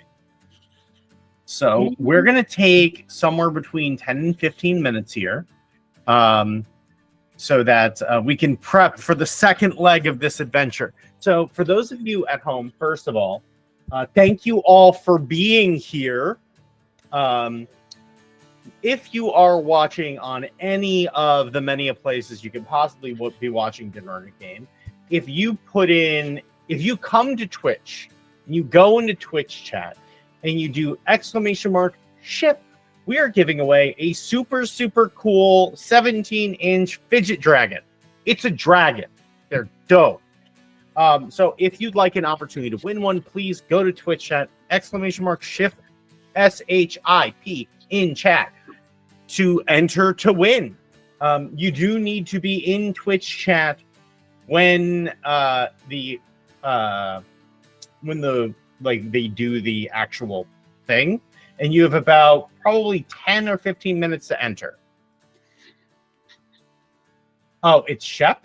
I thought it was Ship. No, I'm making jokes and I almost typed shat anyway. Excellent. It is SHIP, not SHEP, although Shep is best. All right. Take your break. Take care. If you have meds to take,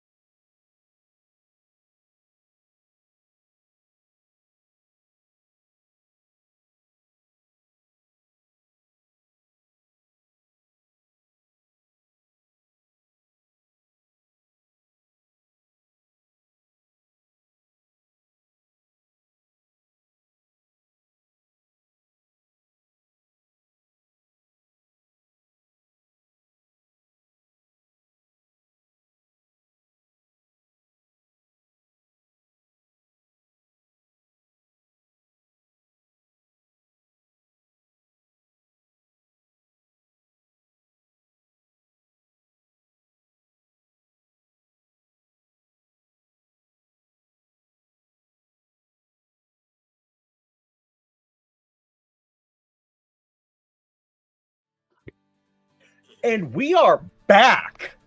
I hope you had an excellent break. Congratulations, Wrong Brittany. You just won a 17-inch fidget dragon. Appreciate you and everyone else who entered and everyone else who's watching for all different corners of the internet. Oh, Vancouver by Nights. Oh, hey, how's it going? They're awesome. Anyway, so we have just finished planning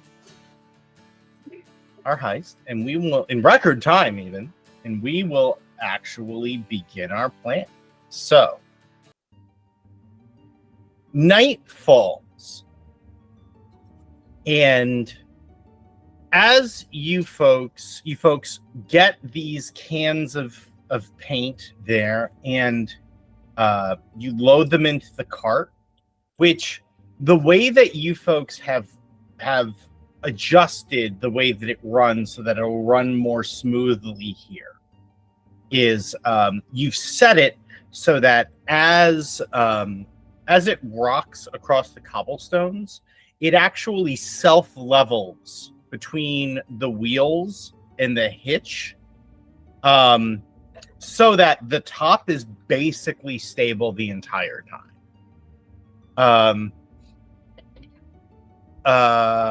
Oh, all right. So it looks like we're actually going to be doing another giveaway, folks, on Twitch. We're going to be doing a giveaway of this shirt that I am wearing right now, which is the only the tier only the tears of my players will quench my thirst.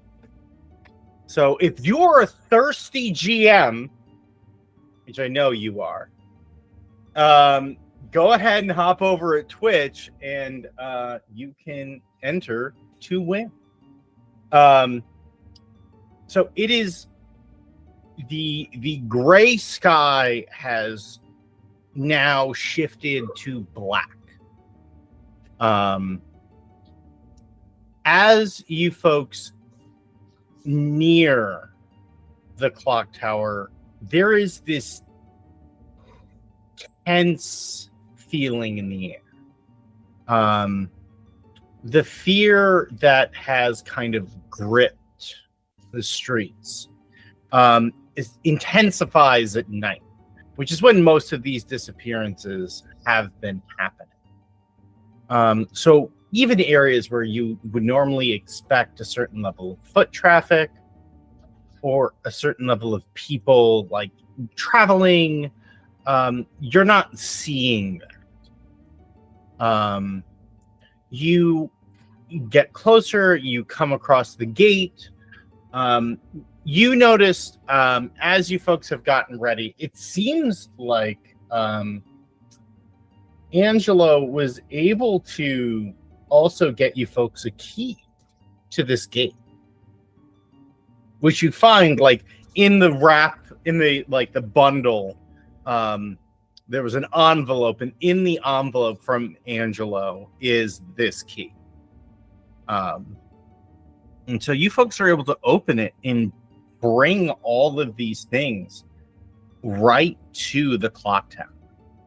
A quick kind of look around shows that no one is here. You are alone. And so I want you folks to talk about what sort of art, graffiti, defacing of this clock tower each of you would get up to. And remember that one of the key aspects of being in the Red Caps is self-expression as to counter oppression. And that being like the cornerstone of the group. Sorry, there's a moth in here. So who would want to go first? Can describe how they would go about that. Bet.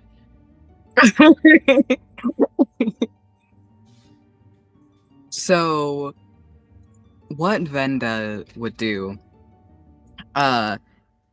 it's more about the process than the final piece. Because the process of painting, as Ven goes through it, is as close to a religion as they're going to get. And it is flurries of just various different vibrant colors. If there is a color available, they are using it. If it works, be damned. And by the end, it's a very watercolor stained glass-esque image. And it's of this open... It's of an open sunflower field, but with colors that you would never have expected to be in a sunflower field. No sunflowers of that color. No butterfly is that vibrant. And again, as the process goes, it looks like absolutely nothing until the very end when you step back and you can finally see what it's become. And they're covered in paint afterwards. Awesome. I love that. I absolutely adore that. Who's next? For this, I am going to draw like a series of like cute little plushies on the wall. There's a little teddy bear, there's a little baby seal, there's a little fox guy, and each of them are going to be impaled by like red plumes, like sharp like daggers in their bodies, and they're all going to have like X's on their eyes as they're like but I'm taking a shot at the red plumes. They have gone too far, and so this is me expressing my anger and hatred over just how they're killing everything that we love. ACAB includes red plume plushies, for sure. I love that. Who else? Who's next? So Constance would be focusing her ire particularly at the conservationists and would think back to lessons and to studies and purposefully subvert that using textures on this wall that like you would never use in a fresco to paint a bunch of textbooks littered across the table with brilliant colors bleeding from each one as if to say, this is the path that I wanted to choose. And just let the last colors run down the wall as she jumps down. I love that. Last but most assuredly not least, Leo.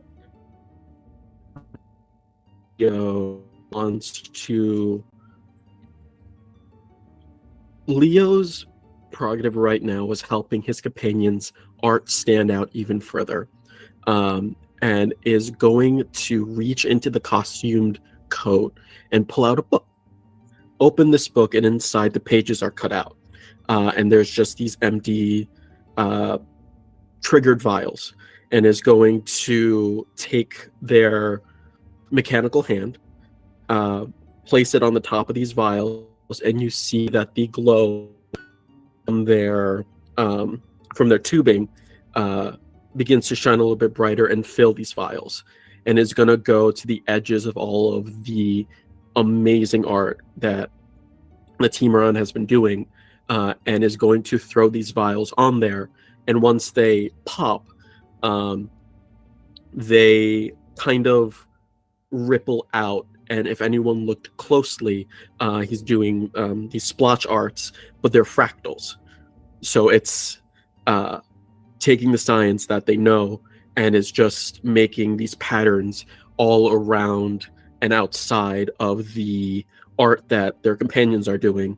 So that way it kind of stands out a bit more, and there's pops of color all around, creating like a border all around where their companions are doing.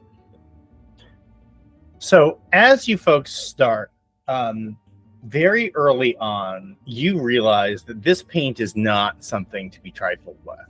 Normally, when you're trying to paint on this enamel, it is like, it's like trying to apply paint to wet plastic. It just runs and pulls, and it doesn't actually make contact with anything. But the moment you reach out and put a brush to the enamel with this paint on it, you hear a faint, the faintest sizzling. And as you run it down, the brush seems to push through the enamel, through the paint, into whatever is on the other side. Shep, I need you to roll cool for Leo.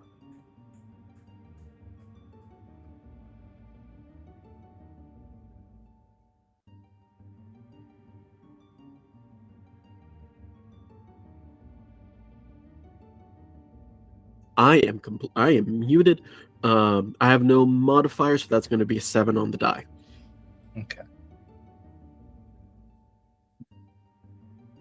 Dies? Yeah. Dice? This it smells very familiar, but you can't quite place it.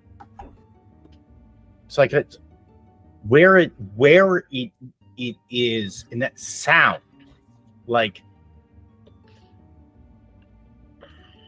you can't quite place it, but you can't help but to feel a little bit of dread as that smell touches your senses. There's a full just expression on Leo's face. Not to concern anyone. There's a bad feeling here. I don't think it's anything we need to worry about right now. I would like everyone to roll me a sharp.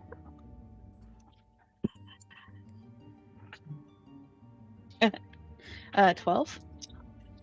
Nice. Jesus Christ! 6 and a 5 plus 1. Yeah.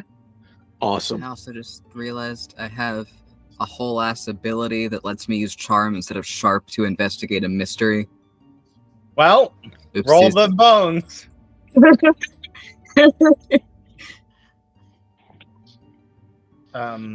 So Constance clocks it, or starts to clock it immediately.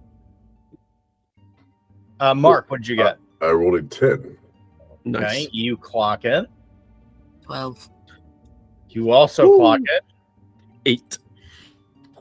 So as you folks start to, because you're not like doing like paint with a lot of gaps. You're doing very large projects. And you folks begin to notice that there are some areas where there's something bleeding through the paint from behind. It's like if you're trying to paint over, let's say that someone like did something on a white wall, something in black paint, and then you just try to cover it over. You're like, it's going to bleed through on the first try. And so even though it's cutting through this black and white paint and this enamel, you start seeing these like very clear lines that seem to be connecting through the art that you are doing. As you do more and more,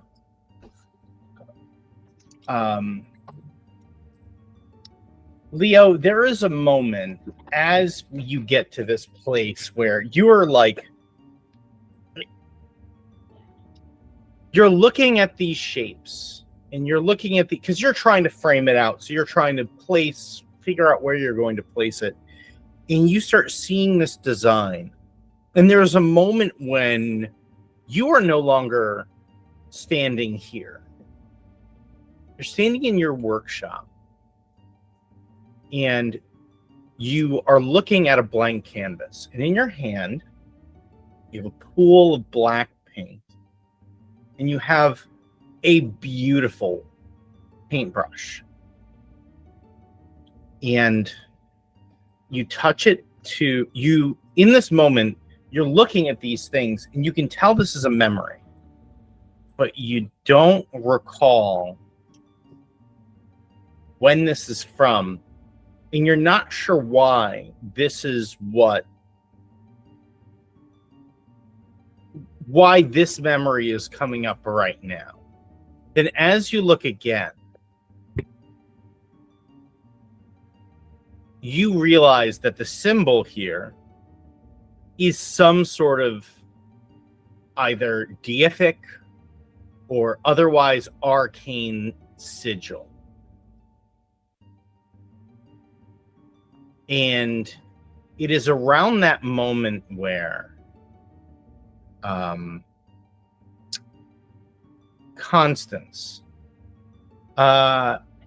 you see movement in the paint. Oh. And as you go to make a brush stroke, and you see something like move and kind of shimmer under it.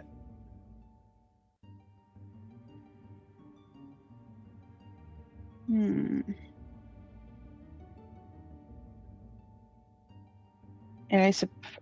I can't really use magic to recognize magic, can I? You could try. Could I try? You could certainly try. So what we can do is it's not using magic to recognize magic. We're going to investigate using your magical knowledge. So let's roll a weird check as if it were an investigate mystery. Okay. 10. This is bad. Okay. You get this immediate sense that something is incredibly magical happening here, in that something very wrong is about to happen. Okay. I'm going to alert right away, to try to signal to get back from the building. That actually becomes very easy, because as you step back and your hand pulls away, a hand, black, with ichor dripping from it, half completed, clearly missing fingers, ancient, mirrors that movement to reach out after you. And a desiccated face and body pushes out from the wall. And as that one does, you all see that several more of these things lurch through the paintings, leaving a black stain where they passed through. Folks, that is going to be initiative. Not that this game actually has initiative. Oh, dang. Okay. So Constance, being the person that immediately noticed this, I'd like you to have an option before anything else happens to do something. Okay.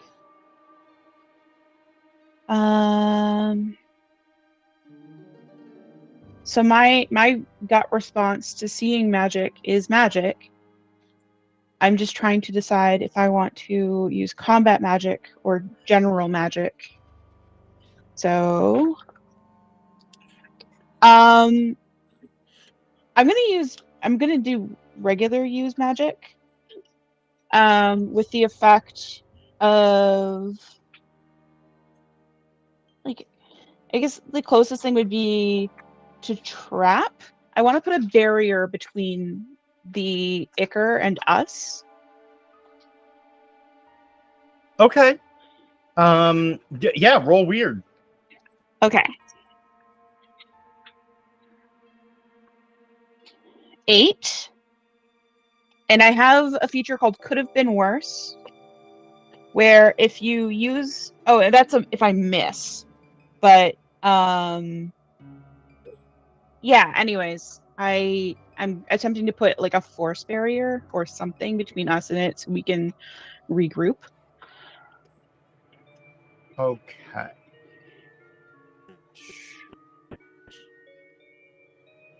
Okay, and what did you get on that roll? I got an 8, which means there's at least one glitch. Oh, it's imperfect.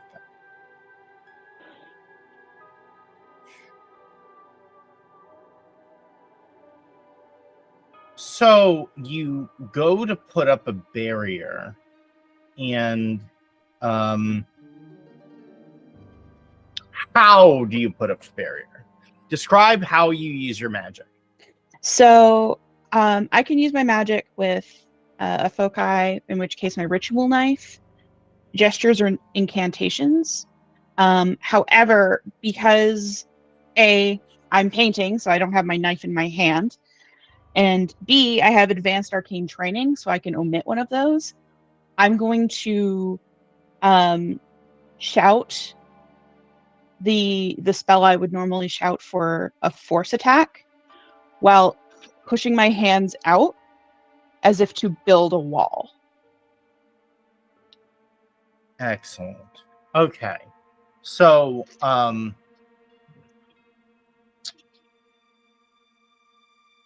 as you do that, you are able to do that, but you have a feeling that as they come forward, they kind of like lurch forward out of the wall and rush this wall.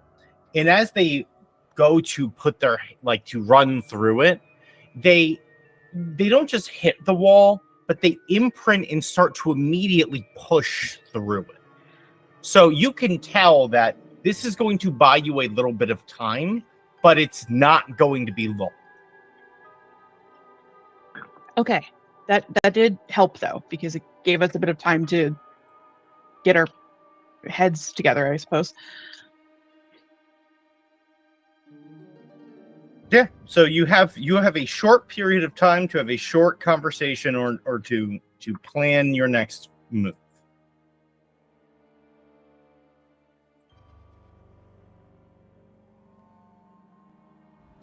Cool. Oh, remember when you said nothing bad could possibly happen? I'm not sure if Leo responds because Leo is in a memory right now. So the moment Constance calls, like, says something, you snap back. Okay. So even before they come to the wall, you like recollect.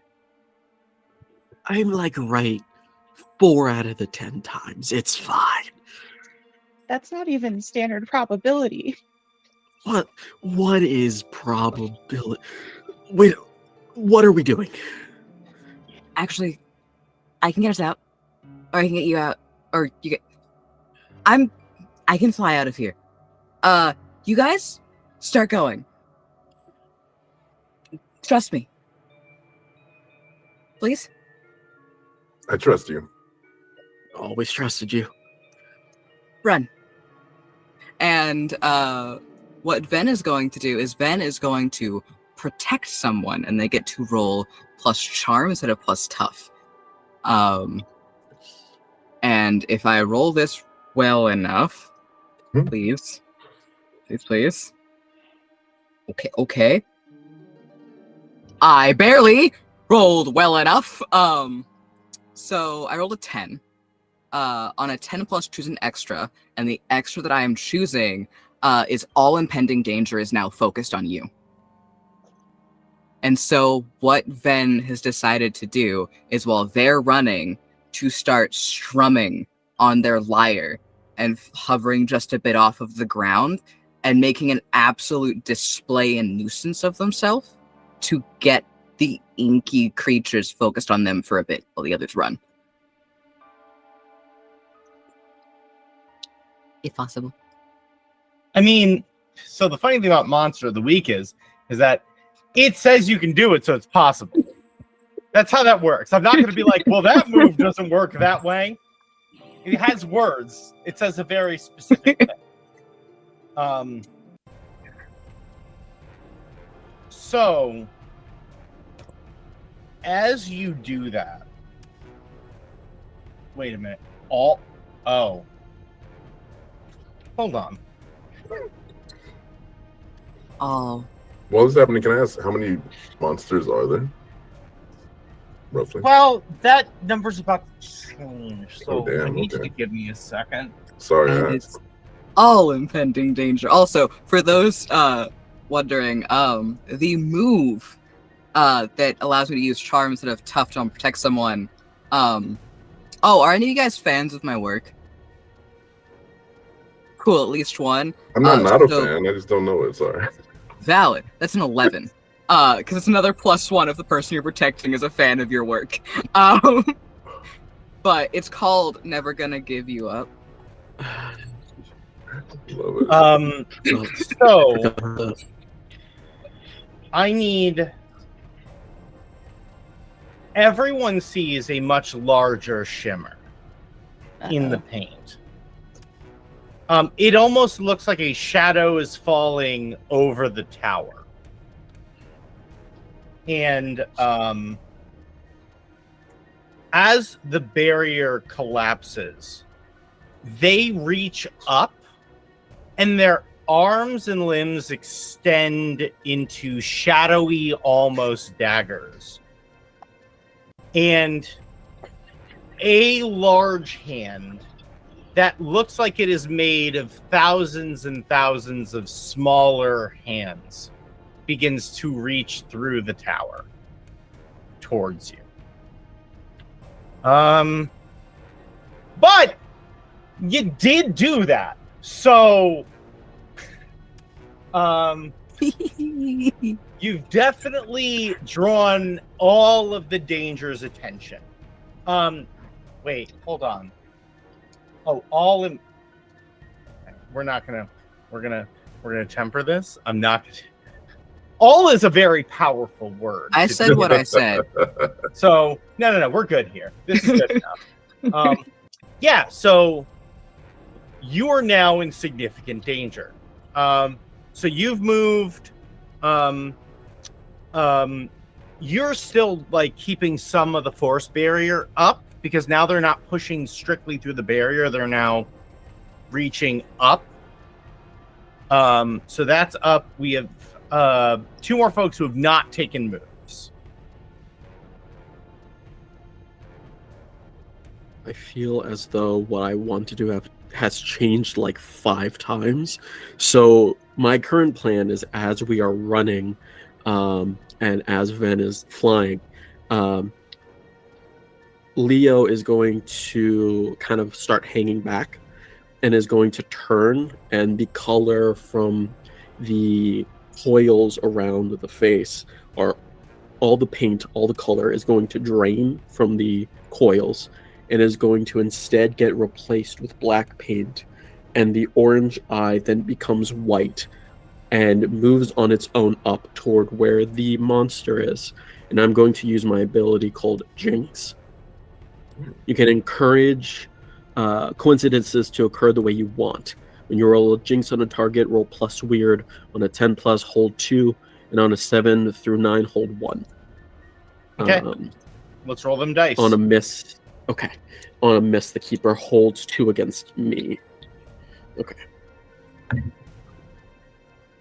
That's going to be 2 5s plus 2. So that's going to be 12. Okay. Excellent. So yeah. So what are you doing? So the 2 holds, which, if I'm understanding this right, I can do 2 of whatever's on this list here by holding 2. Yes, you're playing the spooky. Let me just double check. Okay. Yes. Because normally on a 12 plus you might get a bonus, but no, for this is just hold. Yeah. So by hold 2, that means you pick any 2 from this list, and they happen. Perfect. I want to stop these hands from getting to Ven.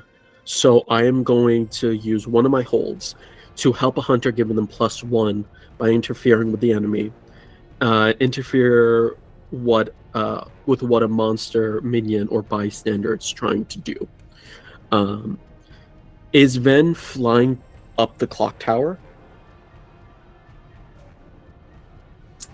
Ven is not moving nearly as much as you guys at this point. Ven Okay. is okay. To spell as best I can. If Clock Tower is right here, over here, and you guys are running this way, Ven is staying right in this area, Okay. waiting for you guys to get clear of the gate specifically. Okay. Are there any structures around that can be persuaded to fall and create persuaded to fall and create some distance and some space between Ven and the creature? Roll me weird or sharp. Okay. I'll weird it up. If you're rolling weird, take a +1 forward. Okay. Roll.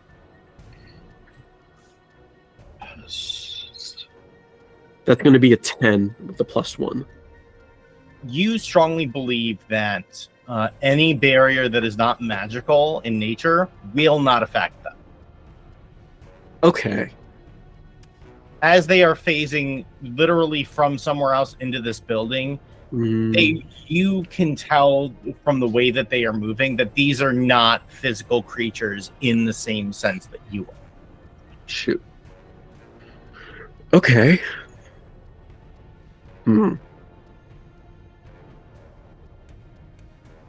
But so you can, by using both, so you can either use give a Ven +1 forward and interfere with the monster, or because you rolled a 12, I will allow you to use interfere with a monster twice on the large hand, it will have a greater effect. I think that's a great idea. We'll do that. So as it goes to reach forward, you folks see this light almost like it pierces the hand. So as the hand reaches forward, the light splits it and it begins to disintegrate from the fingertips and it retreats back into the tower. And you notice that when the light hits the tower, that shimmeriness goes dull. So it seems like that has been pushed back to where it is from. So now, to finally answer you, Mark, there are 4 of these shades left.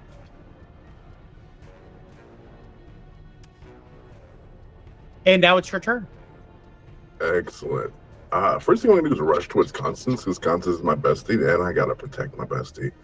I pull out from my body a long chain, and at the end of this chain, there is a little artifact that was something I found, but it's also something I tinker with. It's got a little crank on it, a little and I crank it up and it begins to crackle with energy. And I start to whip this artifact on the chain around, and I'm going to go kick some ass. All right. So they are so focused currently on someone else. Please take +1 forward for any attacks you make right now. Okay. And I'm going to say, how long can you hold that barrier, bestie? As long as I can try. In that case, I got your back. I rolled an 11. In that case, I got your back. I rolled Is that an with the 11. +1? In that case, I got your. Oh no, wait! I didn't even add my own bonuses. So that's a 12 plus. Easy. Yeah, probably so. Yeah.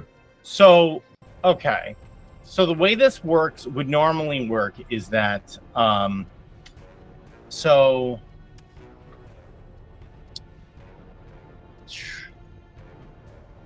is based on the game usually means okay. So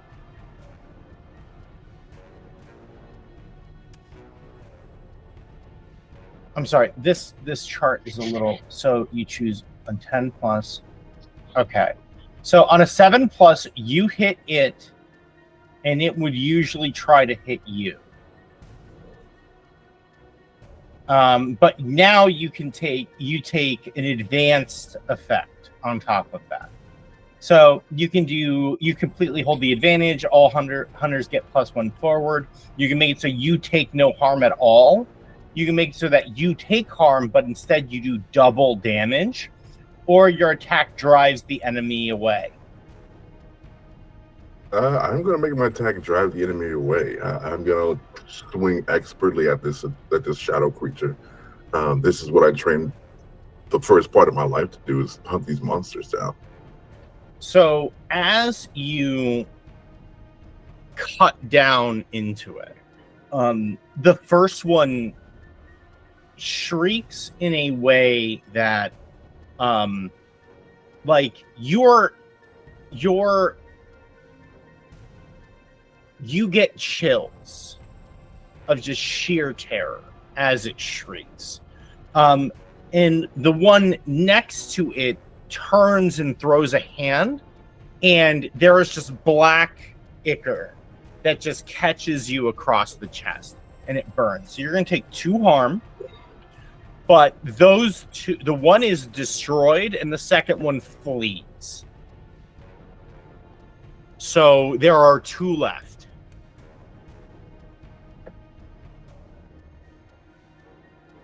And so now that is all of them have gone. Oh, all of you have gone. So the 2 of them,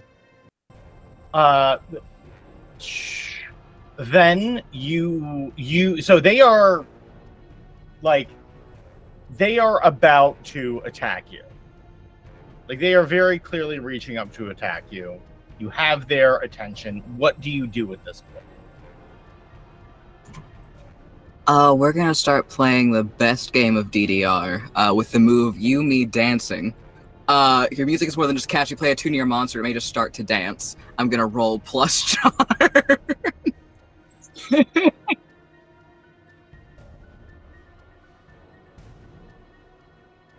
Oh, it's not great, but I have a good charm. So that is... Okay, that's not terrible. So, I got a 9. Okay. On a 7 to 9, the monster's attacks are hampered, but not stopped by the dancing. Still dancing!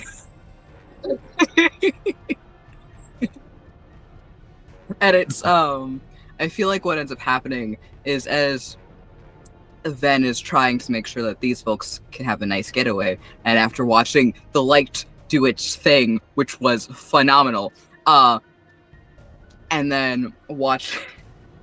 There's a fly on my wall. Then watching Tanj absolutely wreck 2 of these, it becomes a very... Because I'm having a good time, like, vibe that starts up with... All right, I love it. So it says it hampers them. What is the mechanical effect of that? The monster's attacks are hampered but not stopped. Beyond that, I don't know. I'm gonna say it's half damage then. Okay. So you take 2 total. Ow. That's fair. I mean, it My was bones. going to be 4, which would have been a bad time. Yeah. My bones. Sure.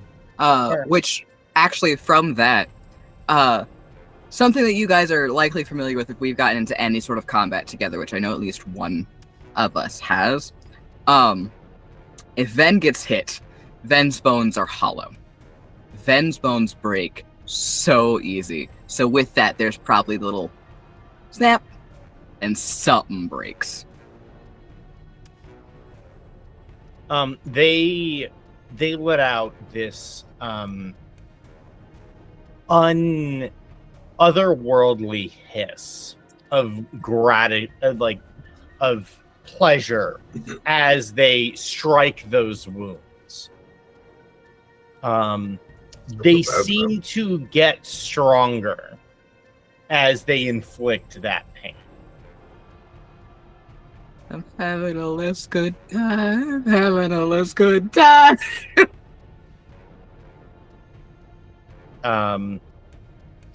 Yeah, so this is kind of freeform. So who has an idea for what they would like to do next? I think Leo has an idea after hearing the pop and after seeing Tange demolish two of those, is going to stop and whirl and instead run towards them.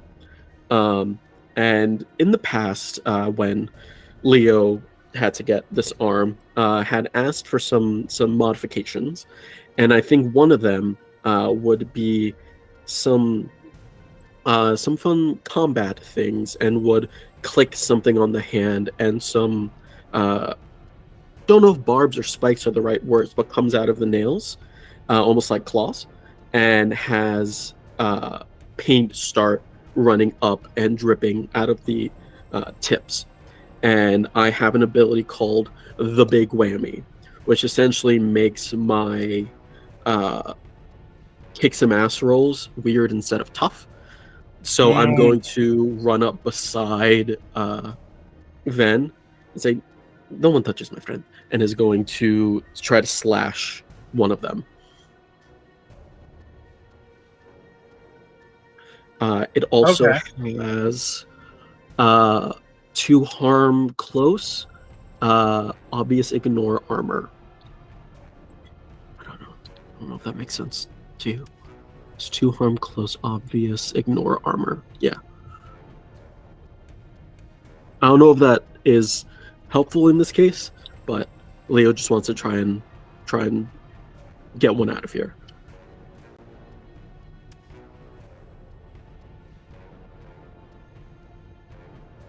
I mean, yeah. Roll them bones. Let's see how it goes.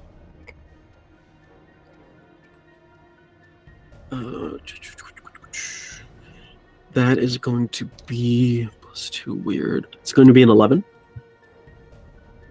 Okay. So you hit it, it would do damage to you, and then you pick one extra effect. Oh gosh. So you gain advantage, which will give you +1 forward, or you can give another hunter +1 forward. You can inflict terrible harm, which gives +1 damage. You can suffer less harm, which means you take -1 damage, or you can force them where you want them to be. I am going to give +1 forward to Ven. Cool. Okay. You take 2 damage. Okay. Yeah, some of the coils start popping and paint starts to leak out. So there is a moment as you strike it where the paint touches it. And that smell, that acrid smell comes back. And you remember being in the shop. In your arm, the one you lost, you know that smell from the office. In your arm, you start having that phantom limb pain. And you're not... It's hard. You're having trouble digging in more, like in your mind in this moment, in this tense moment, to figure out exactly why. Gotcha.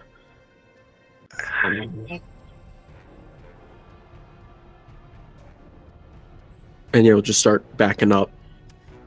What are we going to do, guys? That one looks really hurt, by the way.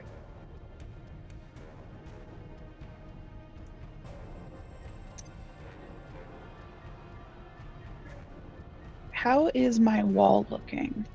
As they are not putting pressure. So at this point, like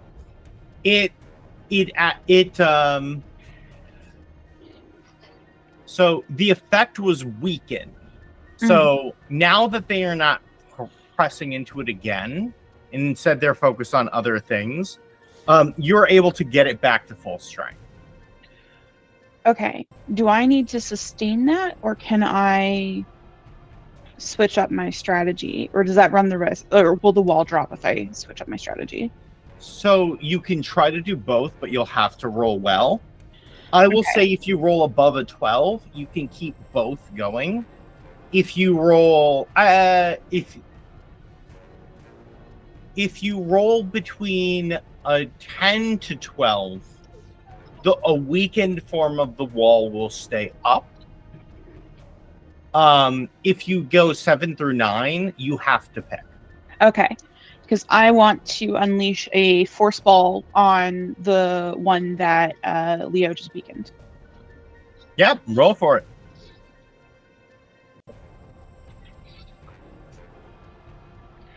That'll be a 9. So I'm going to judge based on the fact that we have, so one's gone, one's fled, one's weakened, one is otherwise fine. Yeah. I'm gonna risk dropping the wall to try and take the other one down. So that's gonna be 3 harm because I have practitioner, so I get a +1 to force. And force is a +1 harm forceful on a ball, which is 1 harm magic area close, obvious, loud. That's a lot of words. I do give me all those tags again. So 3 harm. Yeah. Magic area, forceful, close, obvious, loud. Okay. So you run forward, and you describe what this orb looks like as it leaves your hand. So as I run forward, and again, I don't have my foci out, so it's just gestures and incantations. So as I do this, a very similar incantation to the wall, I gather up a ball of like bluish gray swirling energy and drop the wall with one hand and unleash the ball with the other towards the wounded shade. The shade reels back from getting hit by Leo. And it stumbles right next to the other one that's there. And they both turn to look at you. And one of them throws their hand out at you. And you see like some of the black, you take 1 harm, ignores armor. And as the first one gets hit, they are literally bursted backwards. So the wall is literally painted with black, the black ichor that was them. And the one next to them gets hit for 3 and is thrown to the ground. And it is like dripping ichor across the ground. And appears to be struggling to get to its feet. It was significant damage for sure. And remember, folks, 2 minutes left on that shirt giveaway. Exclamation mark shirt in Twitch chat. Let's get it. Well, you get it, not let's, you specifically, but like let's, as in let's all try to. You get it. Anyway. Next, Mark. I believe you were next. Yeah, so the situation is pretty much 1 left, and that's on the ground, harmed. Yes, that is accurate. Cool. Damn, bestie. Okay, I see you. I'm gonna whip the chain around my head and smash it down onto the last creature. Yeah. Let's kick some ass. And can you read off the tags for that attack, like the damage tags? I got checked. I got area, I have close, I have magic, and I have 1 harm. Okay. Yeah, buddy. That's 12. Damn. Okay. So As you go to hit it, you get the strong sensation that it does have the ability to tag you back.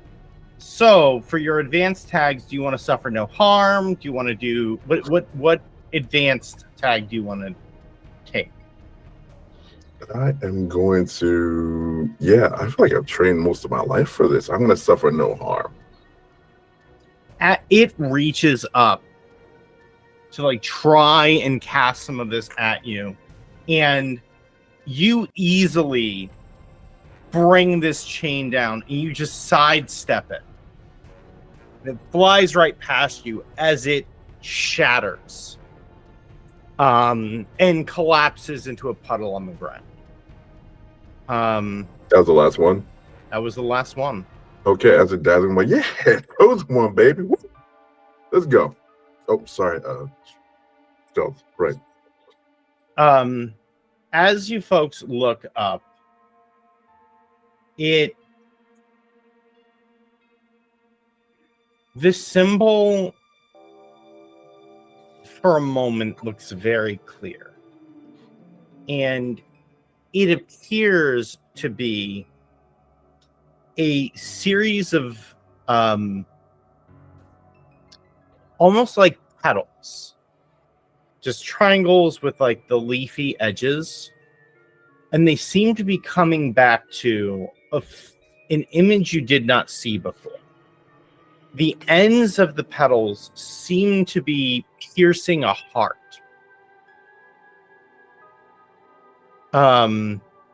That is pierced by many swords. And for all but one of you, it is a mystery. However, our chosen knows exactly what it is. It is the bleeding heart of 1,000 swords.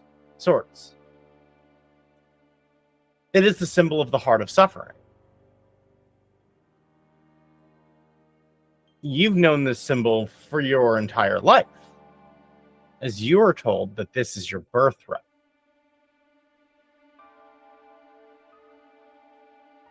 I put my weapon away and take a very solemn step towards it. This is I don't, this is, you guys see that, right? It's not just me. Mm-hmm. As you approach it, it's like you're seeing an image under the image. You can't quite make it out from here. But the nearer you get, it seems to be getting more clear. Stepping closer, I reach my hand out. I know not to touch it, but it's calling to me. It's like asking me to connect with it. As you do, the petals seem to disappear. And so it is just these lines that are piercing this heart and the swords. And that, to you, is incredibly significant. In all the stories you've been told your entire life, the story behind the symbol is that it is your heart. And the petals are the symbol of the good and the kindness that is in you and is in what is they called constantly the vessel.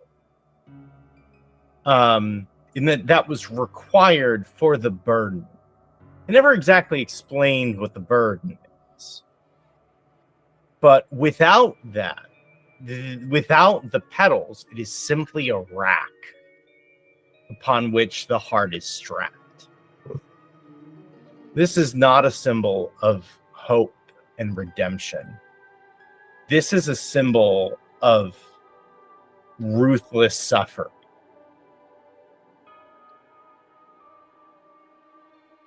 And this is what people have been pushing you to your entire life.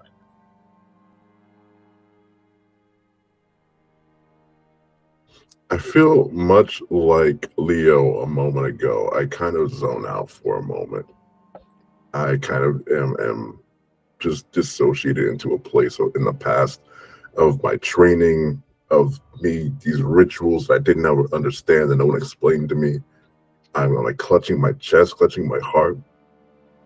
And I want to know more, but I'm also extremely afraid.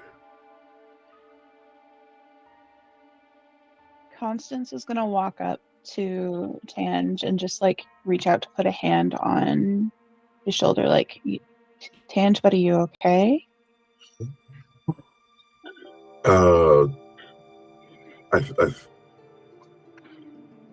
think so. I'm gonna be fine. I'm gonna be fine. Are you okay? How are you?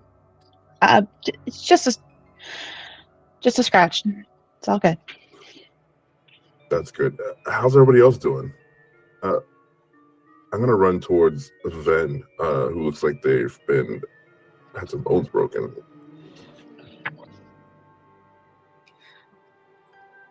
Ven has started flying lower to be sure that they're able to be around everyone, and is actually right prior to Tange starting to go towards them, they actually had started to go towards Tange, so it's sort of a meet in the middle situation. Kind of taken aback for a moment as it turns out quickly. In the poll, the shins were voted for. Are my shins broken? I mean, if you'd like it to be your shins, then sure. I'll follow the poll. Sure. I voted for shins 100 times, so... Oh yeah, I think it's shins. I also voted for shins, to be fair. There you go. Remember, folks, don't make it so that your channel points can do it if you don't want someone to vote 100 times. Oh my. Thank you for raiding in while my shins are being broken. Then it's flying fine, but their legs are definitely not at quite the angle they should be. They're not looking quite leggy. The legs aren't legging. The legs are not legging. They skipped leg day way too much. They skipped every day way too much. They shake their head. And it's like, it hurts, but I'm used to breaking bones. It's all right. And they strap the wire back, and they get down to where they're flying at eye level with Tange, and they'll reach a hand out, but won't touch until they're given like any go ahead. Yeah, give it the like warrior kind of wrist to wrist handshake. And they'll get hold, and their hold is very gentle. They're cold to the touch. It's all right to not be all right, though. You saw something, didn't you? I think we all saw something, right? Those monsters are.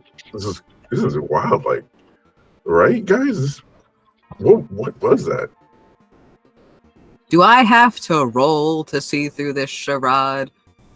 Like if you get closer to it, you can also see the true image. Not that charade. The charade that Tange is putting on right in front of me. What? I think you're probably fine. Unless you want to roll to see if you can convince Ven, but if you don't, then it doesn't.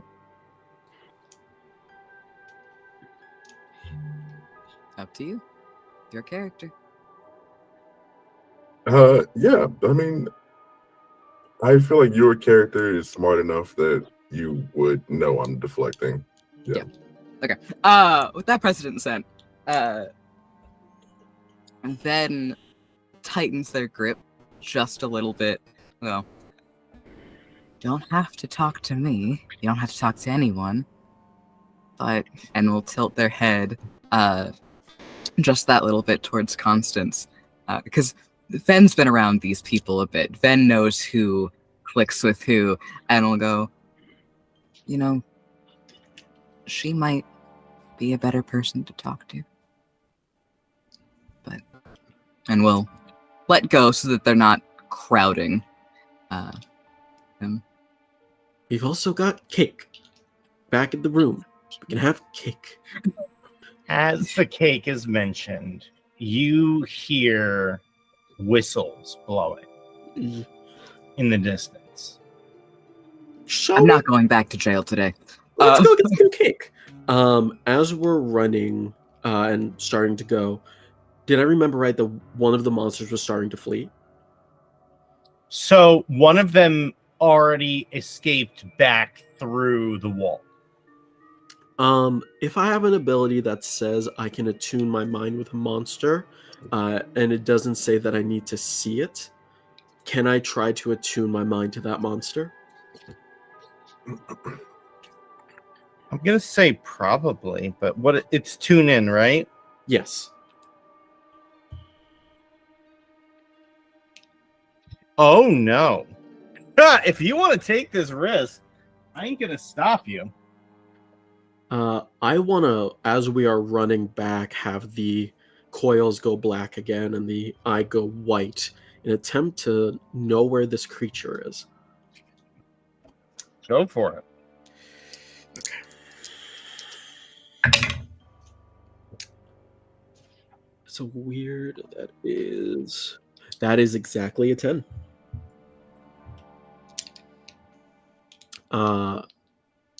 So I think I hold 3 on the 10. Hold 3 on the 10. On a 10, hold 3. So okay. Here's the thing. You can the way I like doing these is you can ask me 3 different things. Or if you use multiple holds on one, you will achieve a greater effect. Okay. If that's the case, I would like to use 2 of those holds for what is it planning to do right now? Okay. And what is the third hold? Where is this creature right now?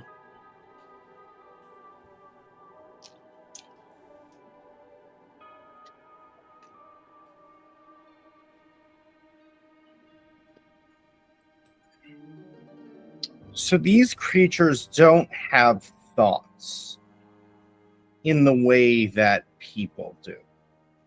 So instead, you're experiencing this in your mind's eye.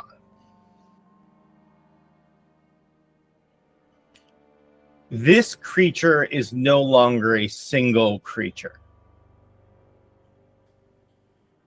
You find yourself in a sea of black.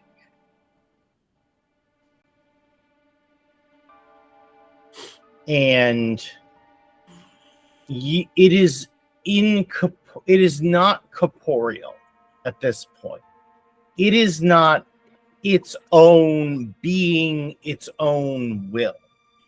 So it doesn't have a what is it going to do next. It has been completely unincorporated. Okay. Or should I say reincorporated? And you smell that sick, acrid smell of decay, rot. And in that moment, you feel like something has become aware of you. It is as if you are amongst these things and it has noticed you. And this black begins to churn. Mm. And you get a sense that it's close. Wherever this is not far from where you are. But it is much larger than you are. And whatever it is, it only wants to hurt you. Okay.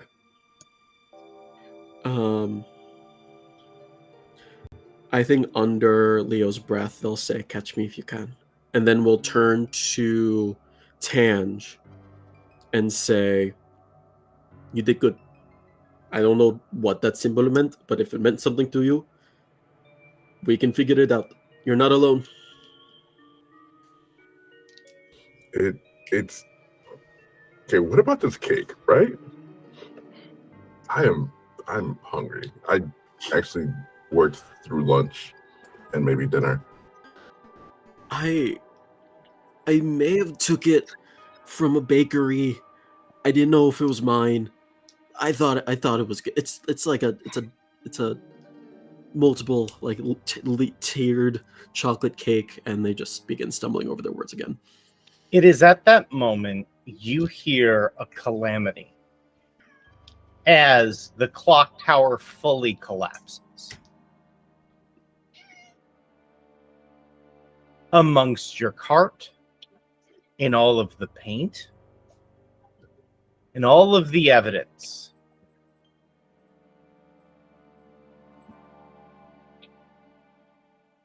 and what was that?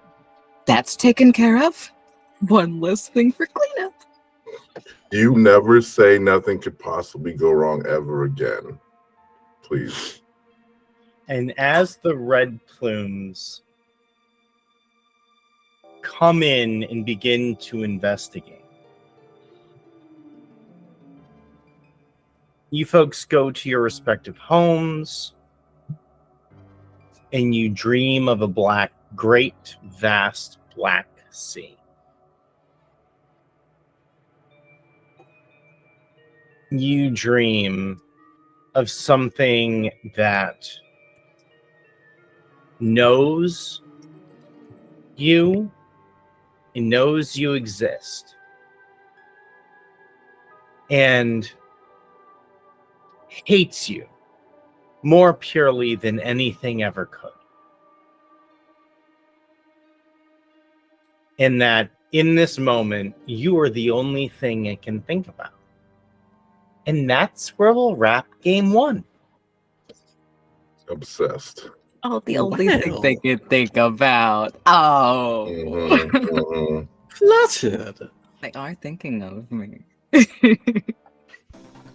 Thank you, everyone, for joining us for game 1 of the Art of Resistance here on Dinner on a Game. We will first go through our wonderful cast, and then we'll talk about like scheduling and those sorts of things. Let's start. I put Mark on the hook as first when we came in, so that means I think I need to put Shepard first this time. Tell everyone a little bit about yourself and where they can find you. My name is Shepard. You can usually find me over at TikTok. I sometimes make YouTube videos. I just love rolling dice, telling a story with some friends, and you can find me over on my TikTok at DruidGeeko1 or GGO1. And yeah, thank you very much, Ren, for the game. This was amazing. Of course, we'll have many more. Mara, I think you're next. Well, you're next now. I am next now. Yeah, thank you. My name is Mara. I was Constance today. I will continue to be Constance, I hope, for quite some time. You can mostly find me here, honestly. I'm just starting to build up sort of my TTRPG social media space. So here or on X, I guess we call it now, at Mara_TXT. I've got a link tree there. You can find all my other socials as well. And it's been a pleasure.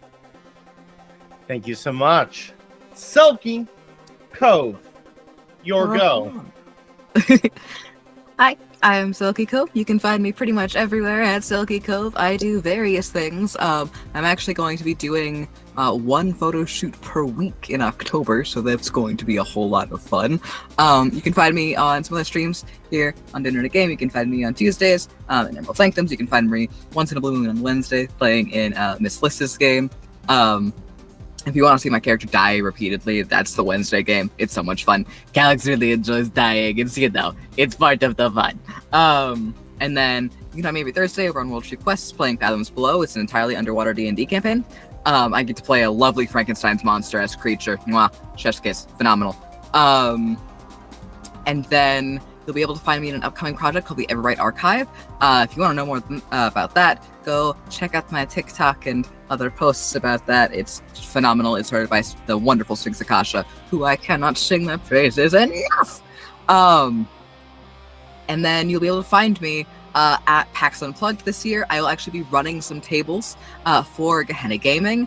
So if you want a taste of things like Alice is Missing, you can actually be at a live table with me there. Also, if you need someone for panels for PAX Unplugged, I still have those slots open. Some people haven't gotten back to me, some people have. We'll see. The other thing about Alice is Missing is I am going to be on Start Playing by the end of this coming week. I need to get one thing filled out, but I'll be running games of Alice is Missing there. So if you can't make it to PAX Unplugged, but you still want to play Alice is Missing at my table, go find me and Start Playing. I'm done. All right. Now it's finally your turn, Mark. Hi. Hey, everybody. Pleasure to be here. It's your 40-year-old boy, Mark J. You can find me at Apocalyptic Unlimited. We're an all POC space. We do APs. We have podcasts. We have plans for the future.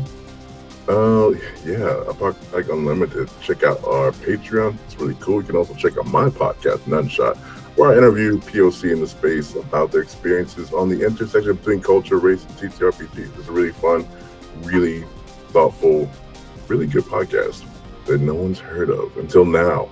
So listen up. Check me out at More the Merrier on the Twitter. You can find me at upcoming cons. And everybody, doesn't matter who you are, what you look like, come to BlurredCon in DC this March. It's gonna be a good time. I'll be there running games, just doing my damn thing. And that's me. Thank you. Thank you so much. And guys, girls, non-binary pals, it's me, your friend Ren. I am your local queer Latino TTRPG and LARP game designer, writer, player, etc. And I am going to be running this game consistently right here on Dinner and a Game. Next week, you can actually find me running. One sec, it's right here. I know it is. Eat the Reich for BIPOC Vampire Day, where our group, ragtag group of vampires, are going to kill General Rommel and drink all of his blood. That's going to be super awesome. And you can also find me right here running this amazing campaign. Additionally, so we're using a system agnostic setting called Magnolia, the City of Marvels. They're going to be starting a Kickstarter soon. Literally, I read just a little bit about this setting, and I was floored. Absolutely floored. Right now, they are prepping to do a... they're having people sign up because they're going to be doing a release of a full Kickstarter pretty soon. So you can go and you can check them out if you are interested. And yeah, just mostly find me here. I am on Twitter and Threads and Blue Sky now as Wrenound, Wrenound. And sorry, I'm on Twitter as Renowned Gaming because that place is terrible. I also sometimes run things here on Twitch. So if you are interested, please follow Dinner at a Game for information and like a million different updates with weird different art every time. I'll be posting constant reminders of when we're going to be here and what we're going to be up to. So instead of just showing up and guessing, you can know ahead of time. Thank you folks so much. All of this is like a dream come true for me. And you folks all help make it a reality. So please take care of yourselves, take care of each other, because if you're not, who the fuck is gonna? Relax, have a good evening. We'll see you next time. Bye.